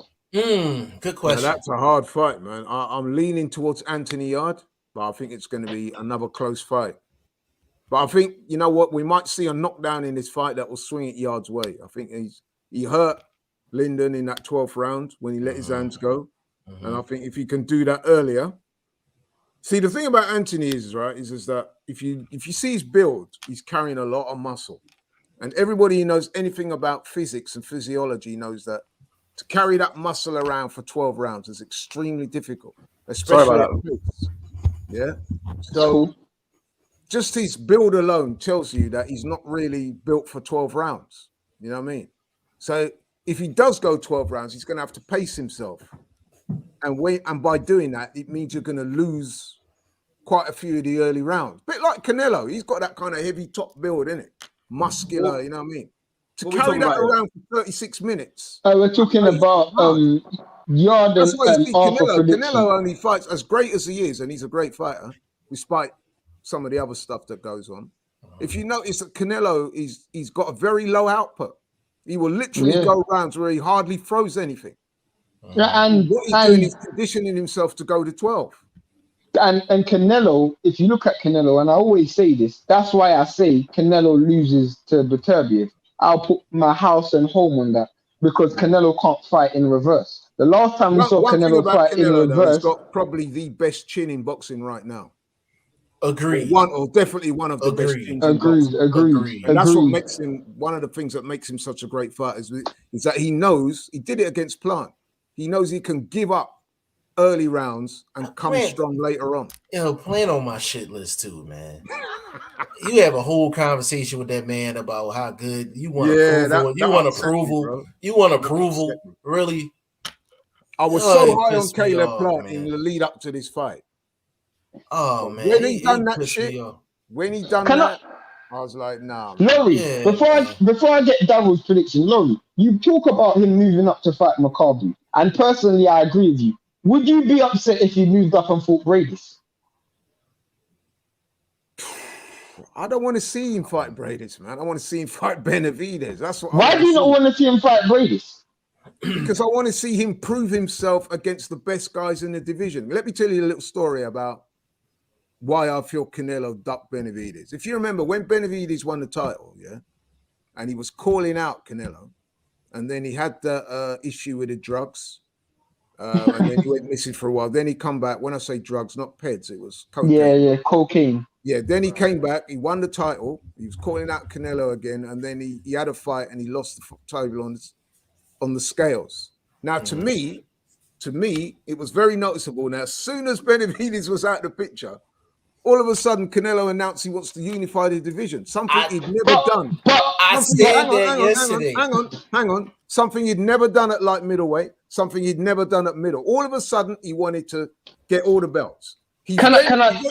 Hang on. I'm coming to it. I'm coming. Let me land. Go on. So he wins the titles, fighting. Let's face it, not very strong opposition. But anyway, he won it. Cool. Benavidez makes a comeback, looking good in his last two fights, calls out Canelo, said, listen, I want my chance to fight back for the titles. My man's moving up to cruiserweight. So why I say what you're saying is a fact is because let's keep it all the way 100. Canelo was one fight away from being undisputed at middleweight. Undisputed, first ever middleweight undisputed champion.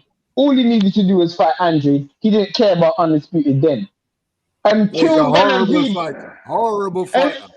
But yet you fight Yarde. And then you move up. The initial time he moves up the first time and fights Rocky Fielding. And I said this the other day. The champions at the time was Zerda was WBO, IBF was Caleb Plant, WBA was Callum Smith, and WBC was Benavidez. You didn't fight none of those champions that were there at that time.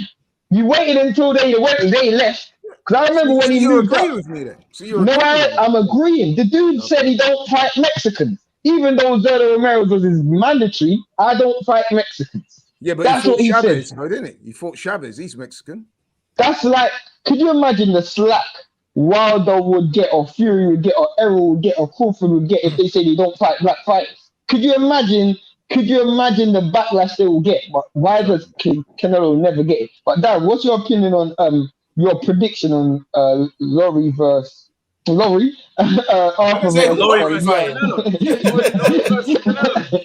I got Laurie, man. Full prediction. Yarde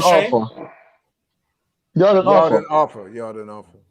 Listen, man, I did a video about this today on my channel. Go check it out if you haven't already. But Boxing Lowdown. With Yarde and Arthur, man, I'm really, really looking forward to this fight because there's so much intrigue to it. Yarde has to win.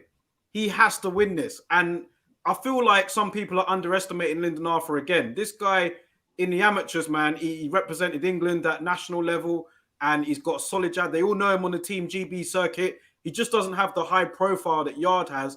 And in the first fight, he beat Yarde with pretty much, I wouldn't say one hand, but he did beat him with using the majority of his left jab. He rarely threw the right hand. Going into this fight here, man, he's got two hands on him, and he'll be even more confident going in. Pat Barrett will be riled up. He'll be getting his charge ready. It's difficult because Yarde has got a lot of pressure on him. He has to win. He was going through a lot when he fought Lyndon Arthur the first time round, so I'm taking that into consideration as well. And it was close, so there's a lot of intrigue from him, man. It's hard for me to say, but I feel like Lyndon Arthur could edge it out again. I do, but I'm stopping short of going there because I feel like Yarde will be a lot better this time. I think he'll be more aggressive, and I think he has to be more aggressive as well. But it's when you got the skill set of Andre Ward, you'll be all right, man. It's one of the worst takes I've ever heard. The truth is, I refuse to give my prediction on this fight. It's so difficult. It's really difficult for me to. I know I don't like sitting on the fence, but I'm going for Yarde. I'm very confident in my prediction, but I just don't want to because everybody in this comment section right now, the prediction league is real tense. So I'm not trying to give nobody no advantages. There's $500 on the line. I think Yarde could get his revenge, but it's going to be difficult, man. I think Yarde's going to knock him out. I think Yarde will knock him out in the first 6 rounds. The reason why I think that is because the first time Yarde let his hands go, he hurt, which showed me that if he done it from the start, but he only gave himself 3 minutes. I'm telling you, I guarantee you, trust me, if Yarde turns it up from the first round, Arthur ain't surviving 6 rounds. Yeah, but the problem with that is though, like, as I explained to you earlier, with Yarde's build, and seriously, like I know a little bit about this from the training courses I've done over the years. When you see a guy like that, and I compared him to Canelo, and I was being serious, not in terms of his ability, in terms of his stature, like heavily muscled. You know what I mean? Those guys don't do distance fights well. You know what I mean? They have to. They either blow out early or what they do what Canelo does, which is to conserve your energy. You know what I mean? Canelo is very good at conserving his energy. If you notice what Canelo do, he will put his gloves up, duck, weave, and move around and not do too much. That's because he knows that the gas tank is not that great. So, but what Canelo does, he's got a great chin. So he can give up a few rounds thinking, you know what, this man's not hurting me. I'm losing a few rounds, but you know what? When we get to round 9, 10, 11, 12, that's my time now. But I don't think Yarde had that experience. Remember when he fought Kovalev, same thing. He nearly had Kovalev out of there. And then remember Tunde with those famous empty the tank comments. Remember that? Shane, I think you're underestimating Lyndon Arthur greatly. I think you're underestimating. Like, first 6 rounds, you think you'll get him out based on what last attack in the 12th? I don't know, man. I think it might even be faster than that. I'm not even gonna lie. If it happens, I'll give you your flowers, bro. I will, for real. If it does happen. Can I get in on this? Daryl, don't believe anything Shane says. Why? Hey, where are you in that prediction league, bro? 18th, bro. Listen, Shane. Reason why? Shane. I guarantee you, he's telling you within the first 6 rounds, he gonna put on the league like round 11 or something like that. Is a setup. Bro, I believe it. He know what he see. He know what he doing. He full of shit. No, but you know what, Shane? I think that prediction is not as wild as it sounds. You know, because it's not. Because I tell you now, right? Anthony Yarde definitely hurt Lyndon in that. He even admitted it himself. He said, I was hurt. Now, Shane could be right because if Anthony gets him hurt early and lays it on him, he could get him out of it. He could. I think that's the only way he can actually win, though. I don't think he can win going down the stretch. This, right? I spoke to Dan Aziza and he said, listen, I've sparred quite a few rounds with Anthony Yarde. He said, trust me, he's quick. He's got quick hands and he hits hard. Now, you know what I mean? He said to me that. And Dan said he's been in with a Coley and all them, man. He goes, trust me, Yarde is a big puncher. Yeah, I saw that interview with you and Dan. It was on Curtis' No, he show. told You me and this in Curtis. private. Well, I saw him the other day, and me and him were talking about this fight. He's leaning towards Anthony Yarde as well, but he's like you said, what Daryl said. Don't be surprised if Lyndon beats him as well, because Lyndon's a very good boxer. So it's almost like a boxer versus a puncher. I don't think Anthony Yarde is going to outbox Lyndon Arthur, but what I could see is him winning a decision by dropping Lyndon a couple of times, or he might get him out of there. Has Lyndon been dropped? No. That's what I'm saying. I think we're underestimating Lyndon Arthur, man. No, I'm not underestimating him. No, bro, I'm underestimating him. Jeff, they did it last time. They underestimated. What I'm saying is, Daryl, is that we know that Yarde is a big puncher, and Lyndon himself said, "I was hurt in that." He survived it. He survived it. Yeah. It was only 3 minutes. It was only 3 minutes. He didn't. If I'm telling you, he shared 12 rounds with him, and he only hurt him once. And that's because he didn't try. He didn't try. If he comes in with the same tempo that he done in the top, there's no way he's surviving. There's no way. If Teofimo Lopez boxed how he boxed against Loma, he would have done better. There's a lot of ifs. Do you know what I mean? I'm just going by the first fight. Daryl, you will see. You will see. If Yarde give me my flowers. Give me my flowers. Lyndon Arthur within 6, I'll definitely. Daryl, give you a flower. Daryl, when the official predictions come through for the fantasy league, let me know what he said. I get those emails as well. So I will let you know what Shane picked. I'll definitely let you know. By the way, sorry, Jeff. I think Laurie's gonna have to respond to this guy in the comments, man. This Edwin guy. Big up this Edwin Castillo. He's calling out Laurie a lot. He is a huge. I'm gonna get to him. He's a huge Canelo fan. Edwin Alvarez. That's his name. Alvarez. That's what we call him. He's calling Laurie out, man. What's he saying? Shout out to Jay Banks. Wait, Laurie, me and Jeff found a name for Canelo. It's the best name ever. It's no longer Canelo Alvarez. It's Canelo Alvarez. That's his name. Canelo Alvarez. That's the name that we got for Canelo. He said Clenello for clenbuterol. Canelo Alvarez. You know what it is as well, right? There's so much hypocrisy in boxing about this drugs thing. So it's like, I had a whole convo about this yesterday. Canelo can do what he wants. Nobody says nothing. But Oscar Valdez can do what he wants and nothing. But then you get other fighters, they take something, ban him for life. But then I saw something the other day that made me laugh, man. I was telling Daryl. I saw the press conference from the Tommy Fury versus Jake Paul joke. But one thing that made me laugh was you had Tyson Fury's dad. He had the nerve to call out Jake Paul, said, "Yeah, you won't take a drugs test." Now, this is his son and his nephew, Tyson Fury and Hughie Fury, have both failed drugs tests and served bans for taking drugs. But you're calling out Jake Paul. You know Hughie never served the ban. He never served the ban. He got caught though. He got caught. They issued him a 2-year ban and he didn't serve it. Me and Jeff spoke about this. If you actually go to Boxer, they issued him and Fury a 2-year ban and he didn't even serve it.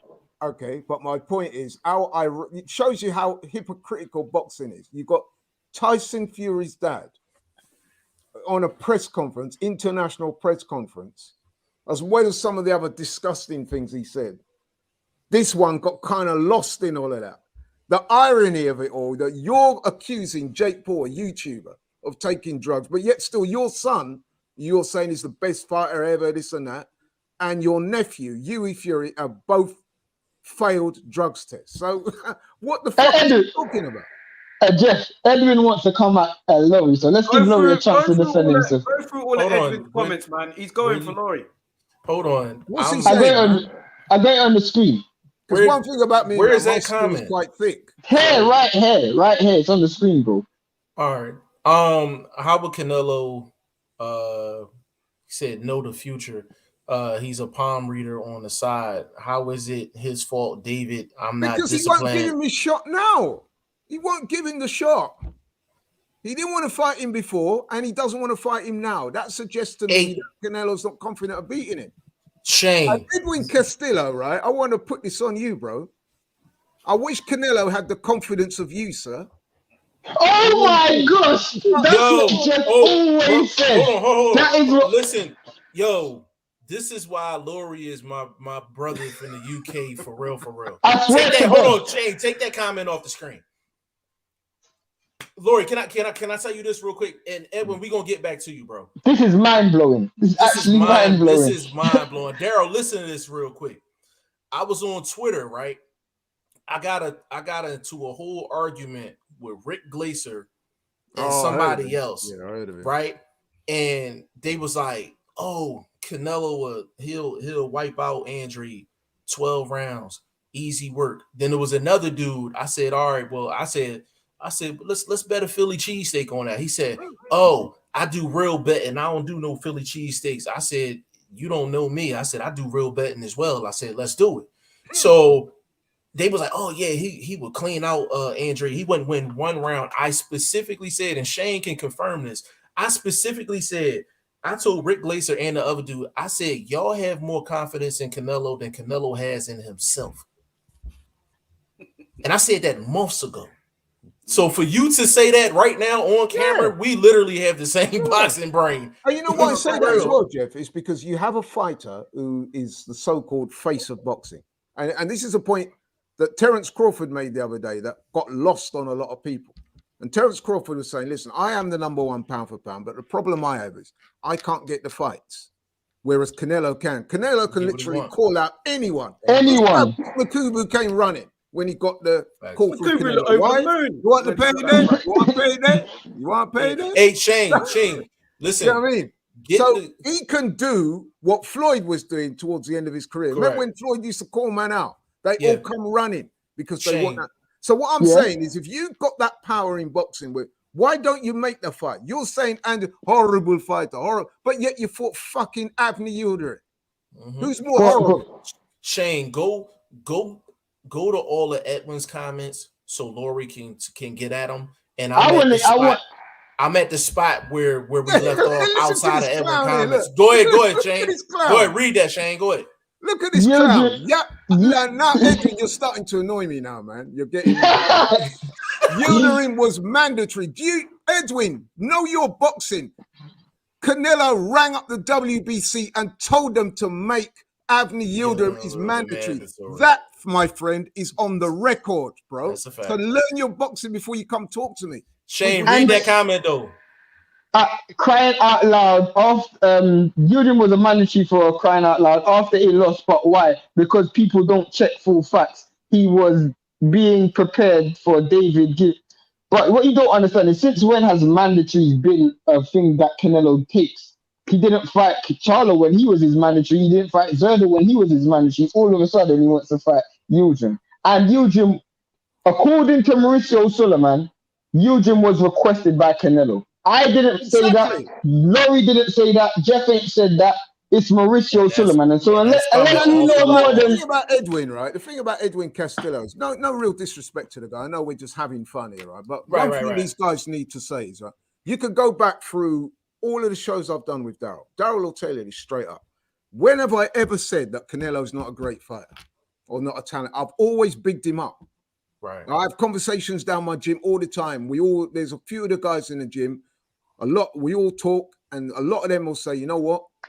Canelo is my favorite fighter. Well, I like to watch him before I go in the bag because his combinations, his head movement, and I co-sign all of that. But what I'm saying is, you can't have the meat without the veg, bro. Like, you know what I mean? You can't just isolate things and say, yeah, Canelo. You got to talk about the peds. You got to talk about the ducking. You got to talk about the manipulation of the governing bodies. You got to talk about the fact that when he failed the drugs test, they actually upped the levels of clenbuterol to ensure that Canelo doesn't fail any future fights. So, Edwin, why don't you fucking talk about that, bro? If you're going to talk about how good he is and all that, you know what I mean? You're calling out David Benavides for taking coke, but you won't call out Canelo for taking clenbuterol. What's wrong with you, bro? I literally had this conversation with Edwin yesterday. I spent most of the live yesterday talking to Edwin about those things. Go ahead, Shane. You're talking about Benavidez taking narcotics. Talk about Canelo taking performance-enhancing drugs.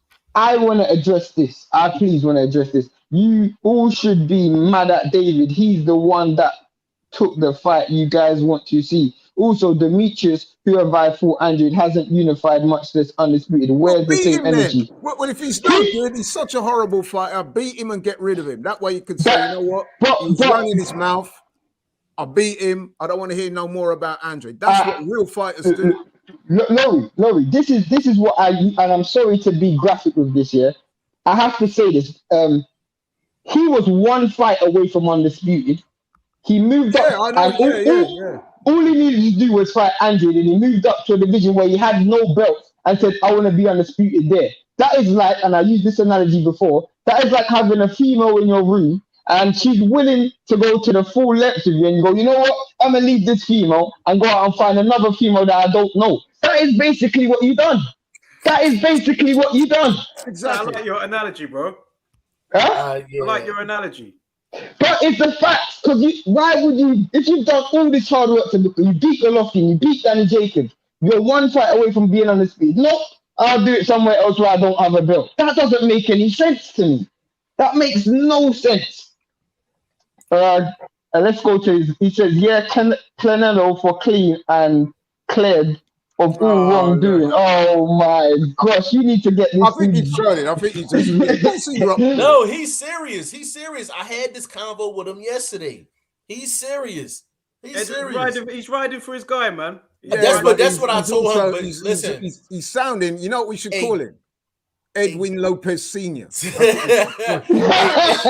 Hey, Daryl, this is what I told him yesterday. I said, if you're a real fan of Canelo, I said you should actually hold him at a higher standard. Yeah. You should actually be calling him out because you're holding him at a higher standard. You're actually, coming off as if he's of no wrongdoing, period. And I'm like, if you're a real supporter, if you're a real fan, you got it's kind of like your friends. You know what I'm saying? Like, you're not supposed to lie to your friends. Like, if I'm slipping, I'm expecting for Daryl to give me a call and be like, yo, bro, like, off the record, like, you bugging.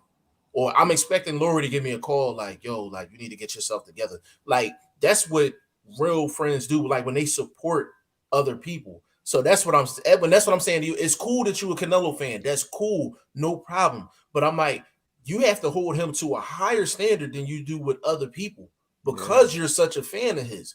So you can't ignore these things. Some of the points that you're making, okay, cool. But some of these other points, I feel like you're ignoring them. And I said that yesterday. I feel like you're ignoring some of these other points. If he says to me, right, if Edwin says to me, I think that Canelo beats Andrade and Charlo and Benavidez anyway, then that's his opinion. I've got no problem with it. Mm-hmm. But you cannot condone what he's doing and then say, yeah, and make excuses for it. You cannot ignore the drugs thing. Because for the record, if they were to fight, who would you have winning? Canelo or him and Benavidez and then Andrade and who else? Charlo. Them three. You know what? I think Canelo is capable of beating all three of those guys, but we don't know for sure. Yep. One thing I would say is that I don't think Charlo will beat him because I think Charlo's gone backwards, both in his ring and the way he's behaving. He's not disciplined enough to beat Canelo. But like I said before, does Canelo have the confidence of his fans? Because it seems like Edwin Castillo has more confidence in Canelo than Canelo has in himself. But the thing is, what I will say as well is like with Canelo is if the fans do force him into a fight, he'll take it like with Triple G.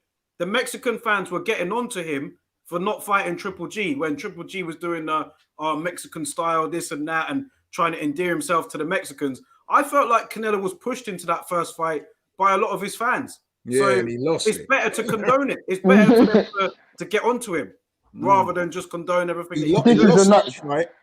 And then, isn't it funny that he failed the drugs test before the second Canelo fight? Yeah, that's my point. But you think that's highly suspicious? This is for you, Laurie. When was Charlo his second fight? If I could just finish as well, Shane. In that second fight, you saw that Canelo had a whole different approach, didn't he? In the first fight, he was trying to box and he was trying to move. And in that second fight, he rocked up and he was pushing back Triple G at times. Why? Because he was loaded, bro. When was Charlo his mandatory? You don't know what you're talking about, bro, because he actually was. Think, you know what? I think we need to allow Edwin, man, because the man's trolling. I'm sure he's trolling.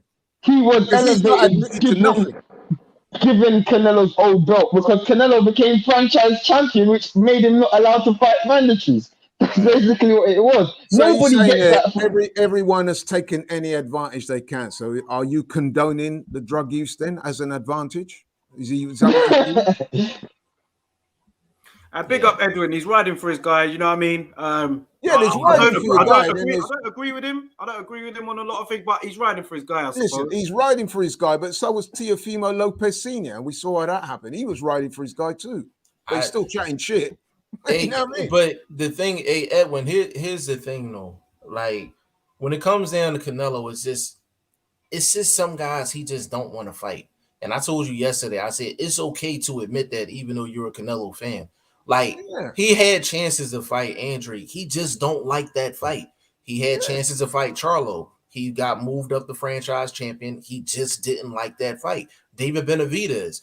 He could have went and tried to unify 168 when David Benavidez was the champion, but he chose to do it afterwards.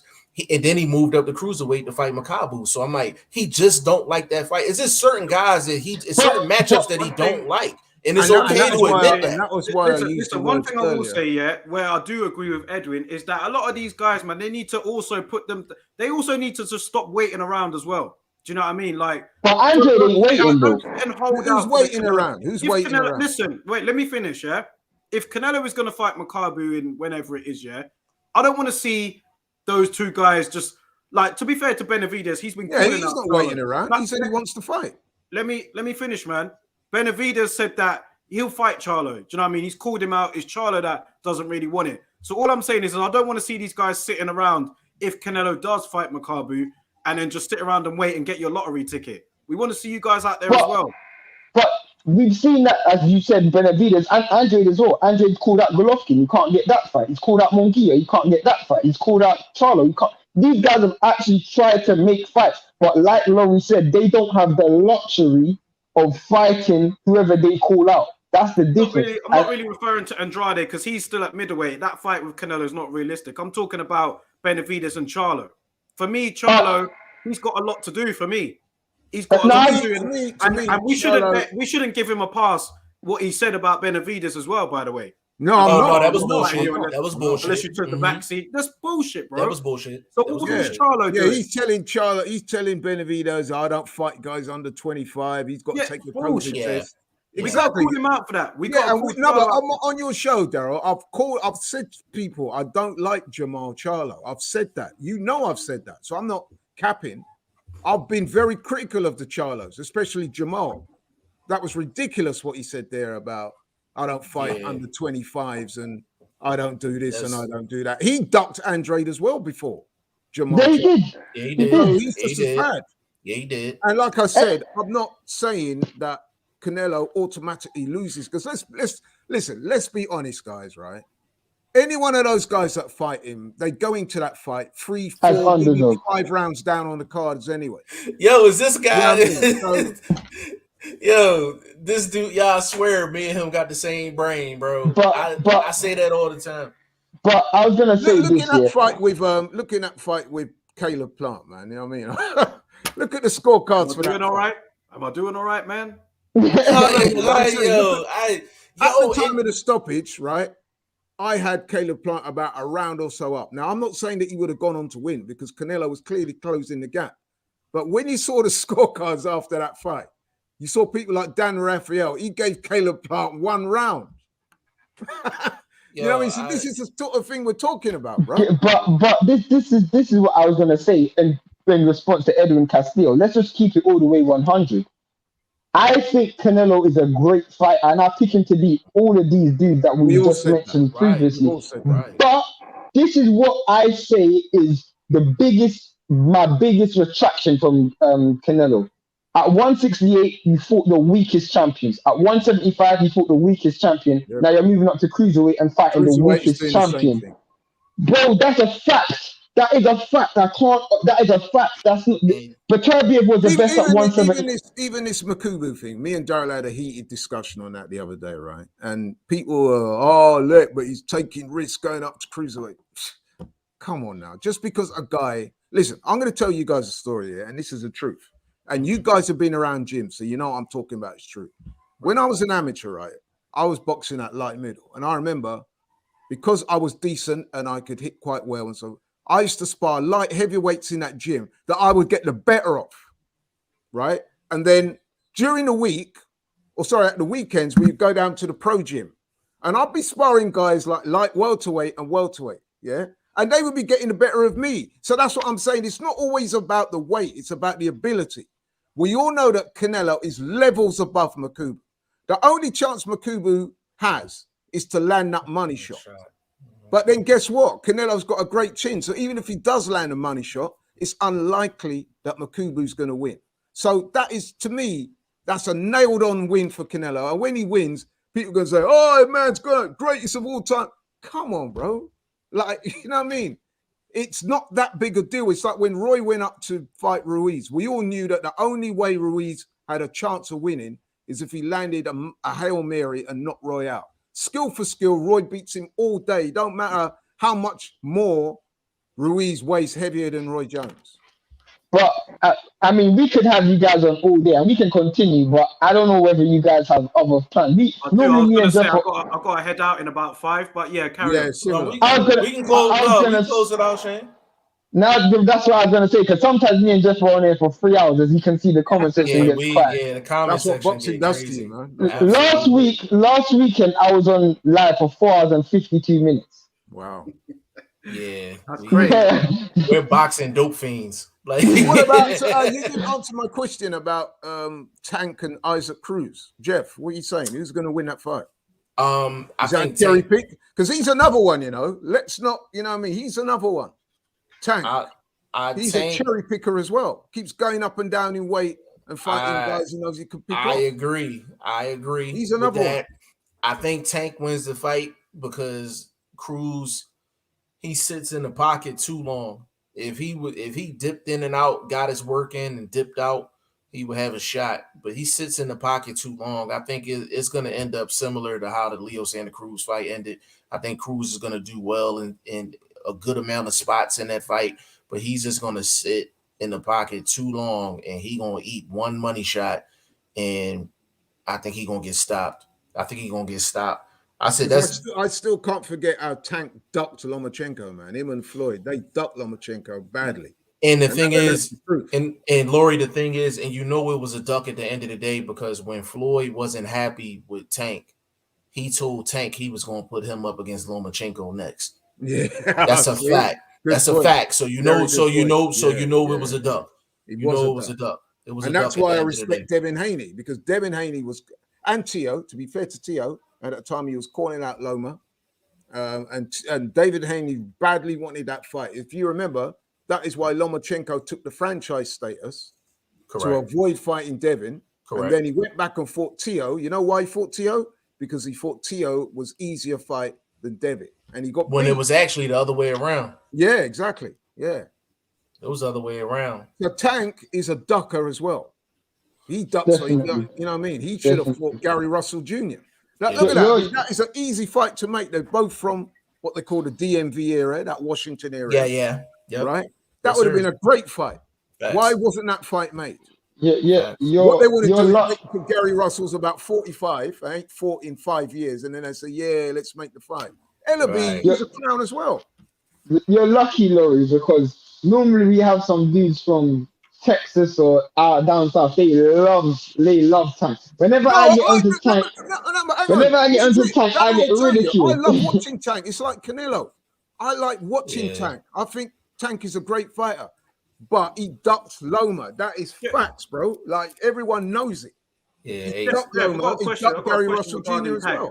I've got a question regarding Tank and his popularity in the US. With Tank now, do you look at him as like in terms of like the American fighters? Where does Tank list in the most, like in terms of star quality, star power? He's got to be up there now, isn't he? He's top 5. He's top 5. He's top 5 for sure. Because he's doing numbers in places that generally don't do numbers when it comes down to boxing. In So his last couple of fights. So American fighter, like who else would we have in there then? Would have Wilder in there? Yeah. Wilder. What about Tank. Bud Crawford? What about Ryan? Bud really don't do no numbers.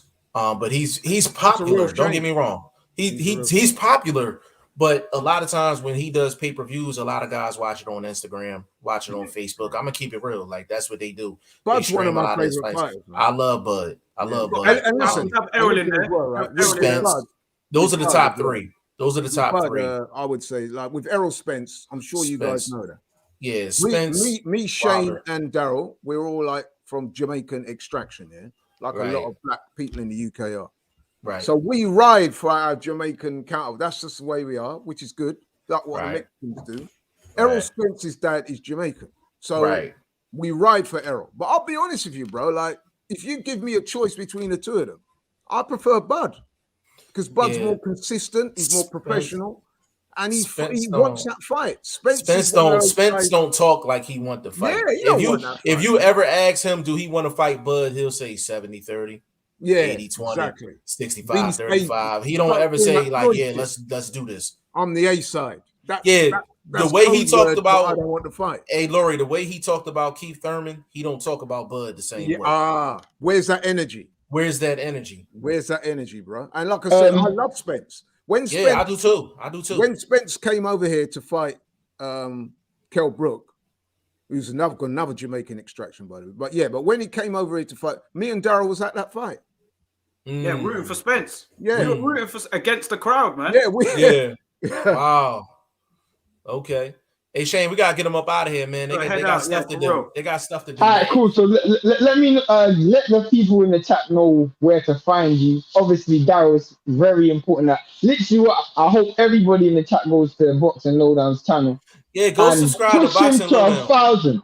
Push him to 1,000. Literally, push him to 1,000. Push him to 1,000. Trying to get to that 1,000 mark for a long time. I've been sitting on 930, 40 odd subs for a long time. Hey, listen, get to 1,000, man. Let's get my man Boxing Lowdown to 1,000. Actually, you know what, Shane? For the next 2 weeks, man, everybody to jump in our joint. You know what? They gotta go subscribe to him. Maybe if I come in here, wear a sombrero and start bigging up the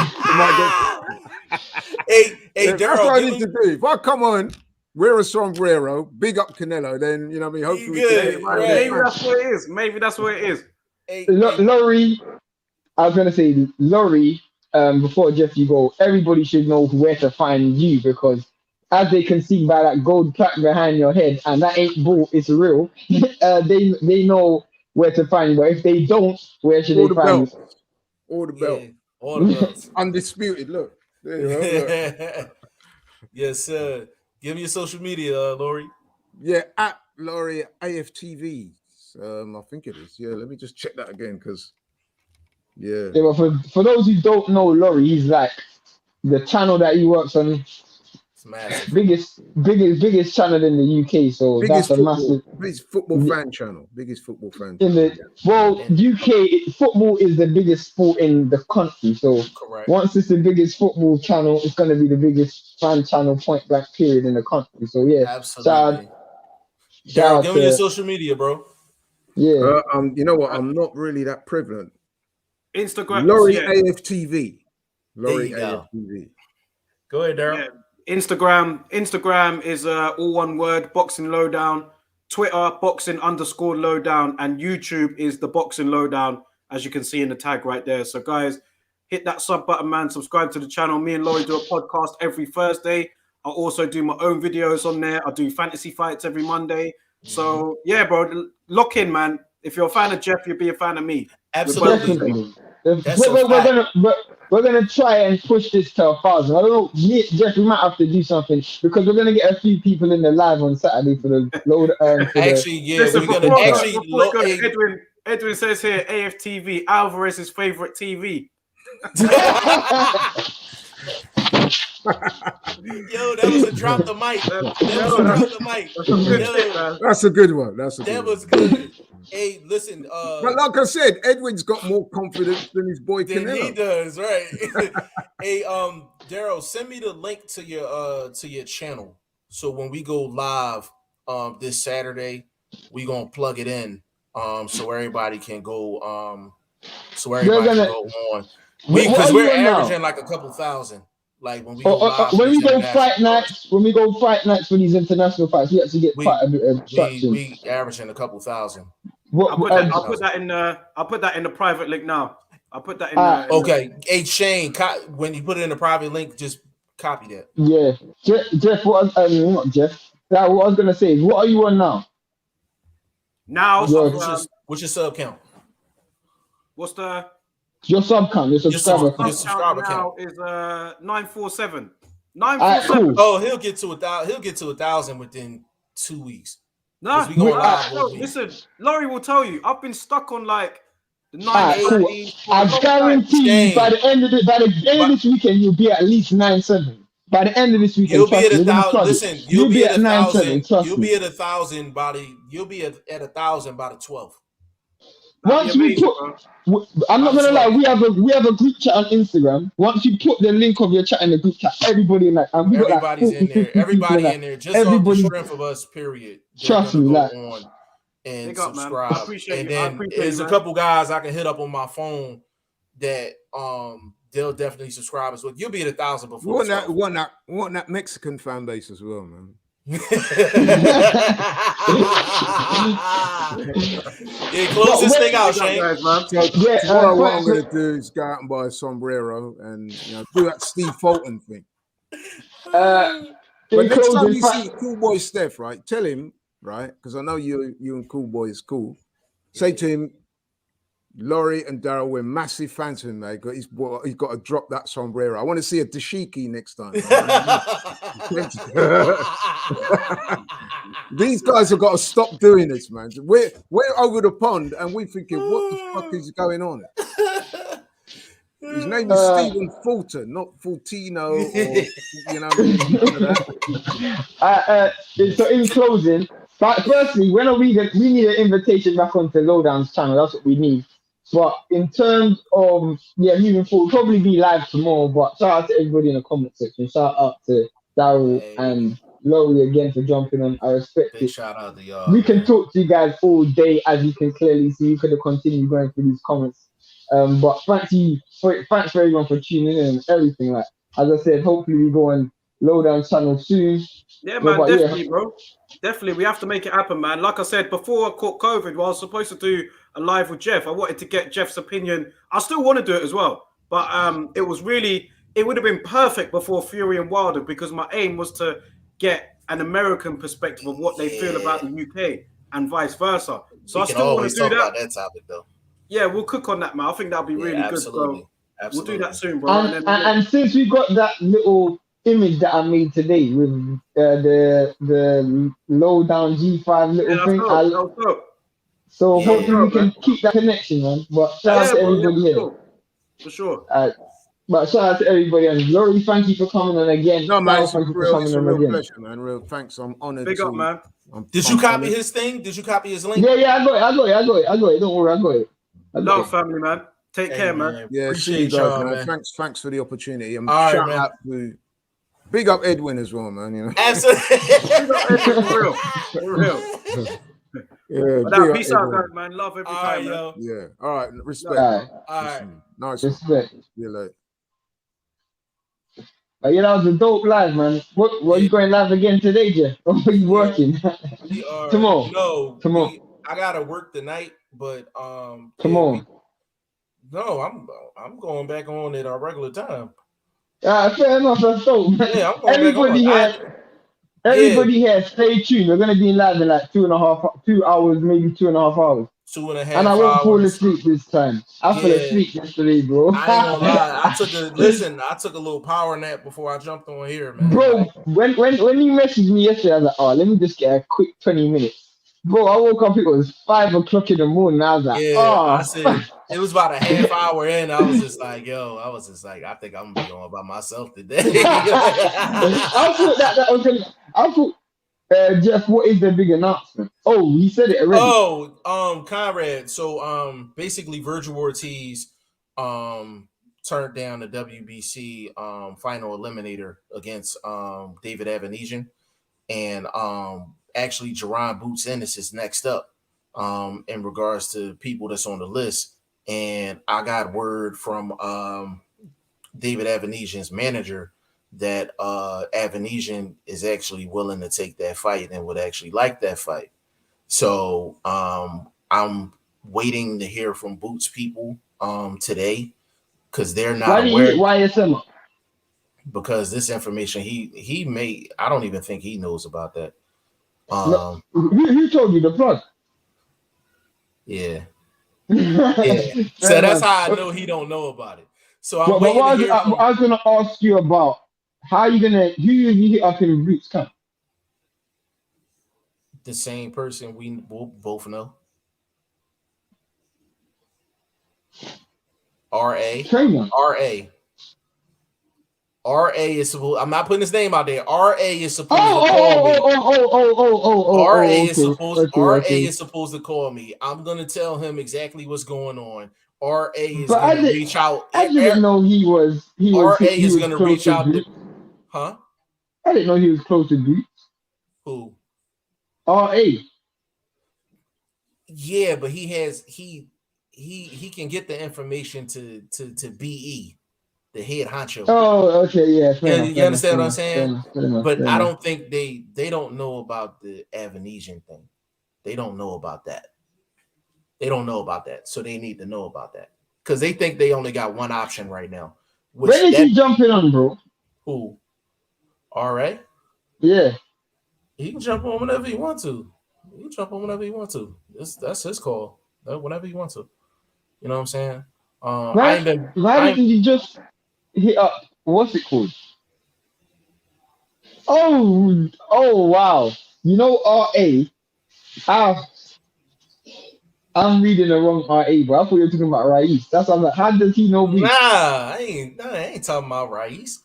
I know who you're talking about now. Yeah, that do it make sense now? Yeah. Do it make sense now? Yeah, there you go. Obviously. Oh man. Yeah, so I'm waiting for RA to call me, and I'm gonna let him know what's going on. And what about what's it called? Rais anyway. What's happening with Rais? I'm gonna actually hit him up in a couple of minutes, and I'm trying to lock in Thursday. I'm trying to lock in Thursday for Rais Alain and his coach. I'm trying to get them both on at the same time. Because it's 122 might be the hottest division in the sport right now. So we definitely trying to lock that in. But yeah, the plug hit me and asked, did I have connections to the Boots camp? And I said, yeah. So he told me what was popping. I said, okay. So now I'm reaching out. But they don't know. They don't know. They have no clue. So that's another avenue for them to go. You could possibly get that matchup. The other option, YSM knows about it. This option, I don't think he knows about it. I know the other option is Abdi Kokorov, isn't it? Yes, that's him petitioning for that fight. That eliminator. Apparently that's for the interim title. Apparently they're trying to get it for the interim title. Correct, but they don't know about this other option. So I'm gonna reach out. I'm waiting for RA to call me so he can reach out to BE. And yeah.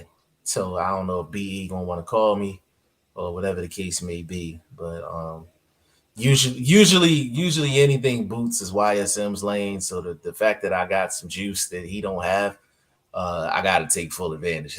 And that's my guy too, man. Big shout out to YSM. But before we get up out of here, man, we apologize for people that put comments in the comment section. All you do is just come back in 22 hours. Come back in 2 hours. Come back in 2 hours. Come back in 2 hours. What is it? 4, 5, 6, 7. It was the 8:27 your time. Yeah, we're gonna be on 10:30 UK time, 5:30 Eastern Standard Time. We'll be back. We gotta come up with we gotta give him a different thumbnail. I don't even know the topic for today, bro. What's the topic?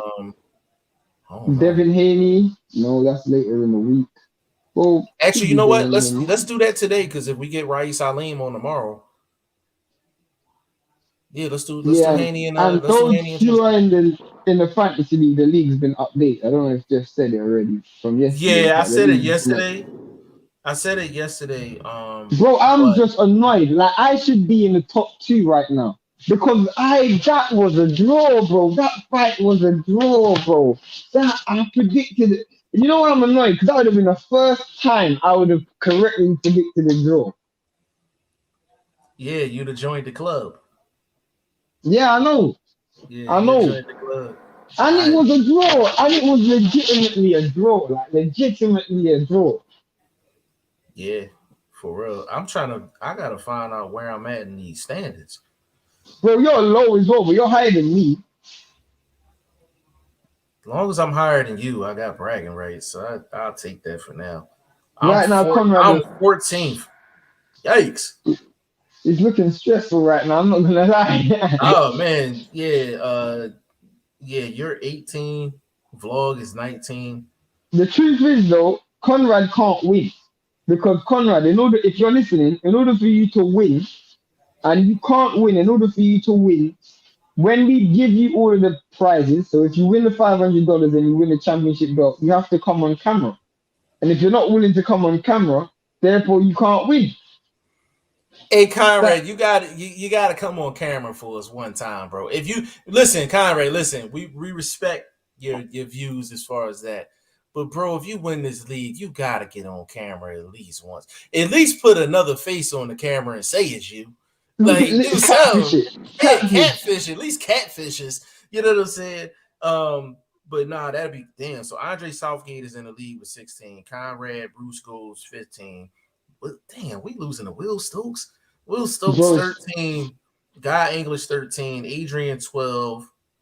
Oliver 11. Makita Coker 10. That's Blunt's girl. Blunt's girl's above all of us. Oh my god. Yo, and you know what she doing, yo? She just picking the opposite of BoxingFirst Vlog, and she just big shout out to BoxingFirst Vlog. Yeah, we got some catching up to do, bro. We got some catching up to do. Joseph Wilt, he's 13. I think even no, I was gonna say Kiki's ahead of us. No, she's not. But Kiki done some climbing this week though. Kiki right behind me. She's 15th. She got 6. She's ahead of me. She's ahead of me, bro. Yeah, she's ahead of you. Yeah. There's some people that got some catching up to do.